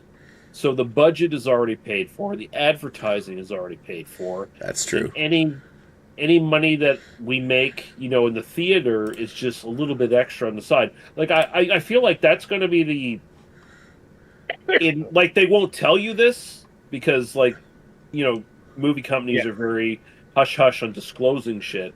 But Furiosa is not a failure. No, it was really good. It's making money. Oh, was it? Good. Well, no, the thing is, it's going to make money on the end when it comes to streaming services and stuff. It's going to make its money back. It's going to make a profit. Like, I feel like that's not in any doubt, actually. Like, this whole thing of, like, oh, Furiosa is a big failure because it didn't, like, blow the box office away. By the way, no Mad Max film in the series blew the box office away. Just That's true. people forget that fact. By the way, Yeah, the first one was an underground hit. Yeah, but here it'll make its money back in fucking rentals and fucking streaming services and shit like that. Yeah, to like rentals on on streaming media. Yeah. Well, I fully intend to buy a copy when it comes in 4K. And I'll say this: it was a fun movie. It was good. It wasn't necessary. No, it wasn't necessary at all. I mean, it was fun, but it's worth it to see it on IMAX. That's the thing. That you're paying for the experience. It's a movie where I was watching it. And I was like, "This is something I should really see on a fucking big screen." Oh, dude, it was amazing. So it's like that has to be the word out when they do the advertisements. Mm-hmm. It's like IMAX, you'll never see it the way it is. But no, they don't do that. It's like owning a big machine gun. They should do that in the States. Yeah, but they already own a machine gun, so yeah, but AR-85 or 858 or whatever it is. Speaking of which, Merson says Napster was the best. Ha ha ha. And he says any store or theater that doesn't make money on movies or gas they sell, it's the shit that's in the shelves and the cooler makes the income. Yeah, you're right. It's all the accessories. It was like when I worked for Staples, the margins on like buying computers or buying electronics was really low. It was all the accessories like printer cables and power cables and software and stuff like that. You might find the markup on. It's the attachments. You had to get the attachments with the device. Because the device might have a markup of like $3. Yeah. Napster. Eat your Napster. Heart out. I remember Scour Exchange. I remember LimeWire. Yeah. Ooh. Okay. That's where I've Kazaa. Was LimeWire. Kazaa and LimeWire. Is this where you downloaded the Beard Omicron? So I found that. And like they were so dodgy, and like unless you had like good virus protection, you were like instantly fucked if you downloaded anything from there. And like also, it was just the Wild West because people were like uploading stuff to that service, and they didn't know what the fuck it was half the time. They're just like, "Oh, this is this song by this person," and it was like, "What?" It's every funny song was made by Weird Al. Or you remember that song? It's by Edwin something or other. It's "Never Met a Girl Like You Before." And every fucking copy, every copy I saw of that, they listed the artist as Iggy Pop just because the guy's voice was slightly like Iggy Pop's. It was like, oh come on, dude. It's like I wanted a forum on that service where I could bitch out those people. It's like, you fucking idiot, this isn't Iggy Pop, you fucking piece of shit. Label your fucking song correctly. But these are just, people didn't give a fuck. They were just dumping shit on there. And making money off of it. Yeah, somehow. I feel like going to the movie theater and like buying a popcorn now. I'd love to do it. I haven't done it in so long, like...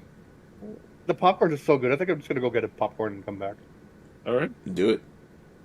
I'll be right back. Give me $20. All right. Yeah. He's going to spend $20 on a popcorn. I don't know how much it is to buy a popcorn anymore at the theaters. I really don't. Like, I haven't been to a movie theater. Like, shit, I think the last time I went to the movie theater was to watch No Time to Die with you and with Lee. Yeah. That was the last time I've seen something in the theater, Yeah. That was a good time. Like, I fucking love that movie. And if it's a movie I really like, I'd love to experience it on the best screen I can. And I'm tempted to go see Furiosa. I was tempted to go see Dune 2, but it's like, I don't have really anybody to go with. Yeah. Like, I've been wanting to like go to the local theater that's available to me and see stuff, but their movie selection is pretty fucking limited, and it's just stuff I'm not like necessarily interested in seeing in the theater. But yeah, No Time to Die was really good. That was new for me too because they had the glasses Oh, the 3D, the stupid 3D glasses that. Yeah, and Yeah, I like remember. if you took them off, it was like hard to like see the screen, so you had to keep Because them everything was like on. blurry a little, like because you got the parallax, the progressive scan, kind of Yeah, like it the. was Because I it mean was the cool. the glasses are polarizing, so you literally saw one image through one eye and one image through the other.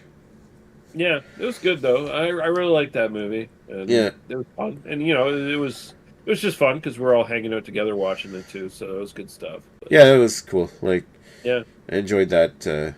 I enjoyed that, like the hanging out with you and Lee, just as much as hanging out with like Frank Carey and Guy. yeah. Yeah. I was gonna say but yeah, like I'd love to go see other movies. Just finding the time and like I don't know, COVID, I guess. But Yeah, there's also hasn't been any movies to go watch. I really want to also, watch.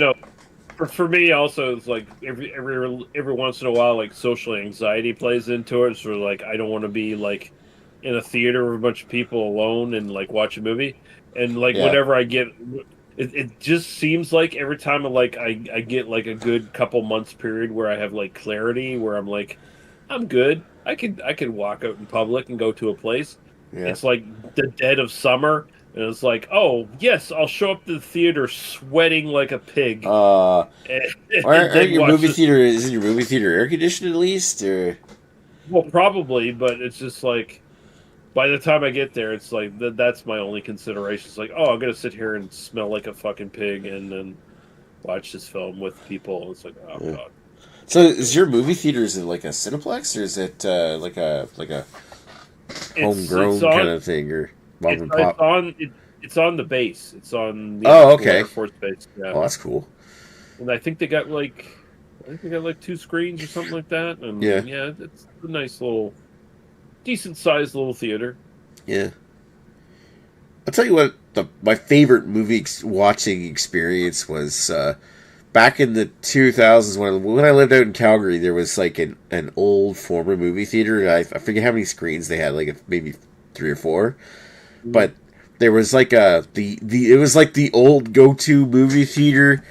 Like until the Cineplex opened and then they got all the massive screens. But the thing with this old movie theater is they would actually run like second run movies, and they would be super fucking cheap. They make I don't know how they made their money, and maybe that's why they're gone. But it used to be this, yeah. Well, they sold the popcorn cheap too, but they would fill up. It'd be like the movies that have left the Cineplex. They would be playing them for like $5 or less at the movie dome. They called this place, and I saw so many movies there. I saw like Robin Williams' RV. I saw the Da Vinci Code. I saw 300. I saw Over the Hedge. My ex-girlfriend. I saw a few others. Cars, the Pixar Cars. I'm trying to remember other ones I've seen in this theater, but it was just like one of the things that me and my ex-girlfriend did. We just like go down and watch a cheap fucking movie for next to nothing, and in a movie theater. That was, and then when you go in, the popcorn was equally cheap. So it was just it was so much fun. Like you'd spend like less than $20 to go watch a movie. Man, wouldn't that be nice these days? Holy Oh my god, I wish that was still a thing. Like you'd go see like just movies that have left the main theaters but haven't made it to home video yet. Yeah. Because we can both remember back to a time where like a movie gets released and then it's like a half a year to a year later before it comes out on VHS or whatever, right? You know, there used to be a rule to be considered for Oscar contention. You had to have waited at least 3 or 6 months before the home video release comes out or something. I think there was something like that. Yeah. I can remember fondly the stuff I watched in theaters, especially like late '80s, early '90s. Like I saw like Jaws for the Revenge in the theater. I saw Jurassic Park. You know, like ooh, Jurassic Park. I would have loved to see that with you. I honestly, I think Jurassic Park was like one of the last things I saw as like kind of a kid in the theater for quite a while before I saw something again in the theater. Yeah. I remember going to see the first Teenage Mutant Ninja Turtles movie in the theater back when there was a theater in Parkway Mall. Oh, yeah. That was like, that would have been like 1990. So I know the first thing I saw in a theater was as a young child. I saw E.T. the Extraterrestrial in a drive-in theater. Oh, cool. Cried like a little bitch when E.T. went home. Yeah. Fucking whiner. Hey, I was a little kid. What are you gonna do? Oh, I know. That's what that movie was designed to do. Marson says, new Bad Boys seems okay, but I'll wait till it's on Cody.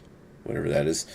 We had a spot in Detroit that would bring back really old shit like Terminator, Back to the Future on a nice big screen. First movie in a theater I saw was Baseballs. Oh, that's a good one to see. Like, that's better than my fucking first movie. I saw Cinderella when I was 7 years old, when Disney re-released it. Yeah, my mom took me to see Cinderella. Disney classics. And, I think about that. Actually, probably isn't that bad of a choice. Like, when you think about it, it's like an animation classic.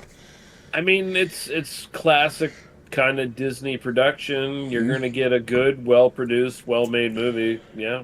Yeah. And, that's probably around one of those times where it's like, hey, Disney's re-releasing all their stuff for a little limited time before they lock it down in the vault again or whatever, Yeah. Oh, back when they did that shit, yeah. Before they were releasing all the Disney Disney classics on VHS. That was well before that. Song of the South. We were going to talk about that one. Well, why not? Zippity doo da, zippity day. Zippity day. Wonder where Greg is. What a wonderful day. Yeah. I think the most. I guess the most interesting story, like movie I watched in my early-ish childhood, I guess, like, I don't know, I was 12 years old when I saw it. I think 12, was it 12 or 11? Saw the original Mario Bros. Movie in the theater. Oh, yeah. And I remember how fucking confused we all were. Mm-hmm. Like, when we watched that shit. Like, I still don't think I've watched it again since. Maybe I watched it once on TV when it was in the 90s. But I still remember the movie. Still remember the basic plot of the movie, and I still remember what the fuck they were thinking. I'm waiting for everything to turn into like smashing blocks and stomping on Goombas. And to be fair, that's what we got in the Mario movie they came in with last year. But it's like, hey, I'm an adult now, and I'm probably not the most mature adult that has ever existed, but I also don't feel like I have that stunted of a fucking maturity in my life where I'm like drawn to, I need to see the new Mario movie that gets it right. Like, I'm okay with the fact that the Bob Hoskins movie didn't quite get it right at all, didn't actually get anything right at all, which was just some weird, like, art house dystopian freak show film that called itself Super Mario Brothers. You know what? That's actually a good explanation for it, like art house dystopian. It's so like, that's how bad that movie was. I will say that yes, it's like a cotton candy kids movie, loaded to the brim with like fucking fan service for Mario. Like, if you're a fan of any of the Mario games, there's gotta be shit you're gonna like and recognize in the movie. But I actually really appreciated it for what it was. It was just a fun, dumb movie if you turn your brain off. It was just a good, fun movie. And they got the voice casting right, even though they had Chris Pratt and everything. Yeah. I'll just say, Anyway, yeah. I'm glad that what we got out of it, and I'm entertained by, is Jack Black. Jack Black is Donkey Kong. No, as no, you're saying he was Bowser. Fuck. Yeah. It was Seth Meyers. It was Seth Rogen as Donkey Kong, wasn't it? And just Jack Black. Peaches, Peaches. I love you. It's like, okay, that's cool. I like that. Yeah. I don't have to watch the movie. I can just watch the fucking music video, and I'm cool with that. It's good. Well, they had like Peach was played by Anya Taylor-Joy, the girl that did Furiosa and The Witch. Mm-hmm. And I'm quite smitten with her. I like anything she's in, pretty much. She's an awesome actress, but she's got fucking huge eyes. I like that too. I like almost huge eyes. Alien huge eyes. I like huge eyes on a girl. You know, I'm not gonna huge eyes and huge foreheads. You know, like Christina Ricci, Anna Taylor-Joy, both very good. That chick from the new Fallout series, big eyes. I like that. Okay. Like, but it's just like the Anya Taylor-Joy is like freakishly new level. Oh no, she looks like an huge alien. eyes. Yeah, she does. She's got this like Bowie-esque like alienness to her. I'll agree with that. There is kind of like a David Bowie kind of like she's got this really narrow chin as well as the big eyes. And she's also just like really good and like she's a tremendous actress. Yeah. Yeah, like I would demeaning argue to like say actress. I just no, it's not. It's fine. Like I would argue, like with her and like Samara Weaving, they're both like really good examples of like modern scream queens because they I have to look at Samara Weaving. Yeah, but they both kind of like have been in really good horror movies in the last few years. Okay, I'm just trying to think of like what movies have I seen Samara Weaving in. I don't know if I've seen her in anything. Is she? She's not. Like she's Hugo the daughter Weaving's, of Hugo Weaving. Yeah. It's Hugo Weaving's is her uncle. Remember, Hugo Weaving's gay. Oh, is he? Okay. Yeah. Ready or Not. Yeah, Ready or Not. It's really good. I don't think I've ever seen a movie with Samara Weaving in it. Guns Akimbo, the one that Carrie forced me to watch. Which honestly wasn't that bad. It was just fine, but it's like good enough for a man-child.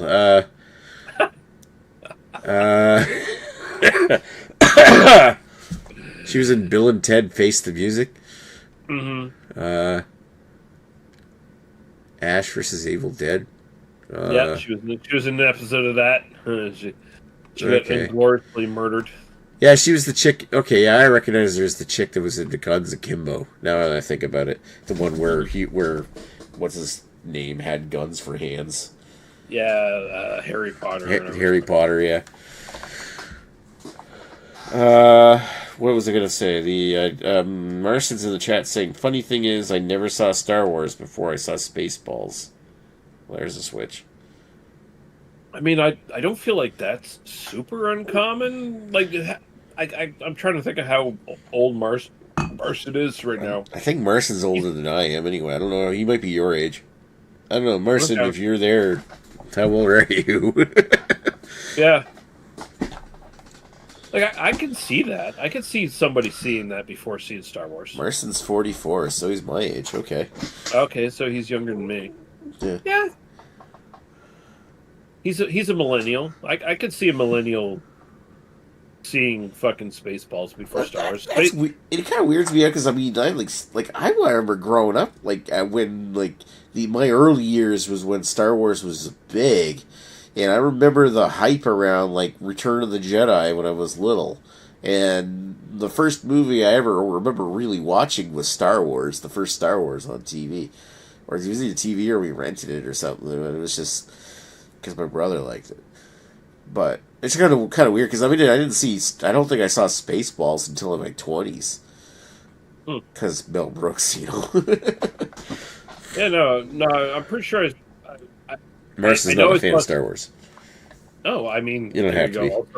Also, good on you, honestly. Because I am a fan of Star Wars, but like, I hate people who overrate it. Like, I absolutely hate people who like think it's like some sort of fucking undeniable classic fucking film or something like, because it's not. It's not. Honestly, I'm a person who says that Andor is like the first time that Star Wars has been even slightly adult and interesting. Well, there's the one that Andor is kind of a prequel to. There's Rogue One. Rogue One, yeah. Rogue One is the prequels we wanted.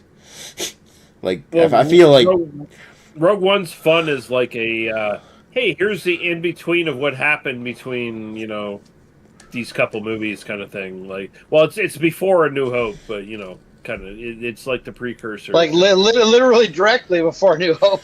Yeah.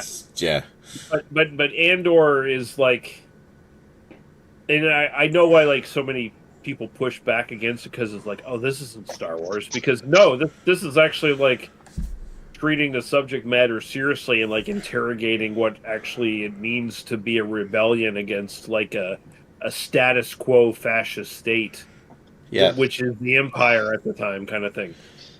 It's like a what if the space Nazis won, basically. Yeah.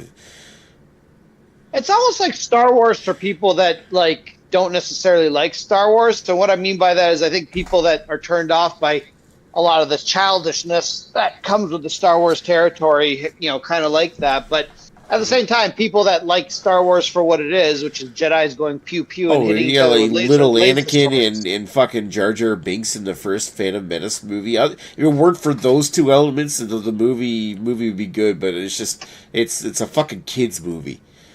And then Attack of the Clones was boring as fuck. Revenge of the Sith was good. That's the only one of the prequels I like. They amped it up a little bit, yeah. Yeah.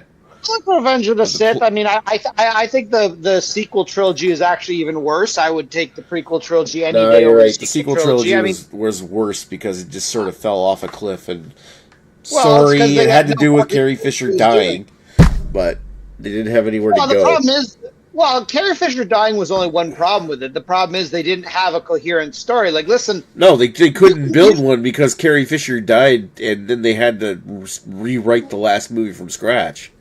They didn't even have the movie written is the problem. It's like they didn't write the movies ahead of time.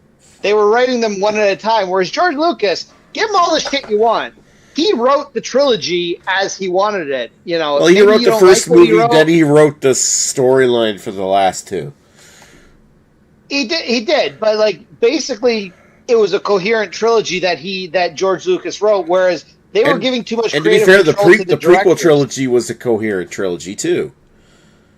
That's what I'm saying. The prequel trilogy is the coherent trilogy. The sequel trilogy is not a coherent trilogy. And I think with the sequel trilogy out, I think people are going back and looking at the prequel trilogy and saying, you know what, it's not as bad as they say. Well, again, Phantom Menace, it's a kids movie. It's not great. Attack of the Clones is pretty awful, but people like the Yoda fight scene at the end. That's kind of cool. I give you that, but I like Revenge of the Sith. I mean, people poke apart Revenge of the Sith, and that movie has a lot of problems too. But it's a very entertaining movie, and I think it basically gives you what you want to see in the thing. The sequel trilogy does not do that. There you go. Yeah, it's just like Attack of the Clones. When I first watched that, I actually dozed off, and surprise, dozed off in the movie theater. Like watching the scene where Obi-Wan goes to Geonosis. That was some drawn out, boring ass shit. Oh my god! I know it's plot building. That's one thing I could never understand in general. I have never been able to fall asleep in a public place like a movie theater. I don't care how boring the movie is. I've never fallen asleep during a movie. Me neither. Yeah, and that's the thing. Like, the prequel trilogy, as much as it's reviled, definitely I agree with Greg. Much better than the sequel trilogy. Yeah. Oh god. Also, the Star Wars TV stuff has done a lot to medicate the reputation of the prequel trilogy a lot, because a lot of people have drawn from that and actually made interesting stories out of that. The Clone Wars cartoon and Bad Batch and all that, they've all basically patched all the holes that were left behind by the prequels and Rebels, yes, that filled the gap between. I'd say the Obi-Wan series actually did a pretty good job of Obi-Wan was good, yeah. I enjoyed Obi-Wan quite a bit, and I really feel like Obi-Wan, if you were to sort of combine basically the elements of Revenge of the Sith and basically and Obi-Wan, and maybe ditch some of the stupid elements. Like I didn't love the whole mini Princess Leia storyline. But if you actually combine those elements, I think that would really be more about the prequels that people would have wanted. Like, people didn't give a shit about Anakin growing up or his mom being a slave or whatever. People were like, no, let's see a young Anakin. Let's see him kind of be friends with Obi-Wan. So actually, sorry, you actually have to take some of the Clone Wars in there too, because Clone Wars have really good character I feel like Rogue One should have been like the revenge, like the third prequel movie. I feel like we should have seen the fall of the Old Republic sooner. Like we should have seen it. Like maybe discover Anakin, he grows into an adult, a troubled adult in the first movie, and then the second one is where like Revenge of the Sith happens, and then they start like having some bad batch and shit moved in where like Ahsoka's running for her life and stuff like that. Like you ever see those? You ever see like the end of the end of the Clone Wars where like the last season of the Clone Wars where Ahsoka and Darth Maul and all that and Commander Cody or no Rex. Rex are trying to they're running for their lives from all the clones that have been Order 66. The final season was so fucking good.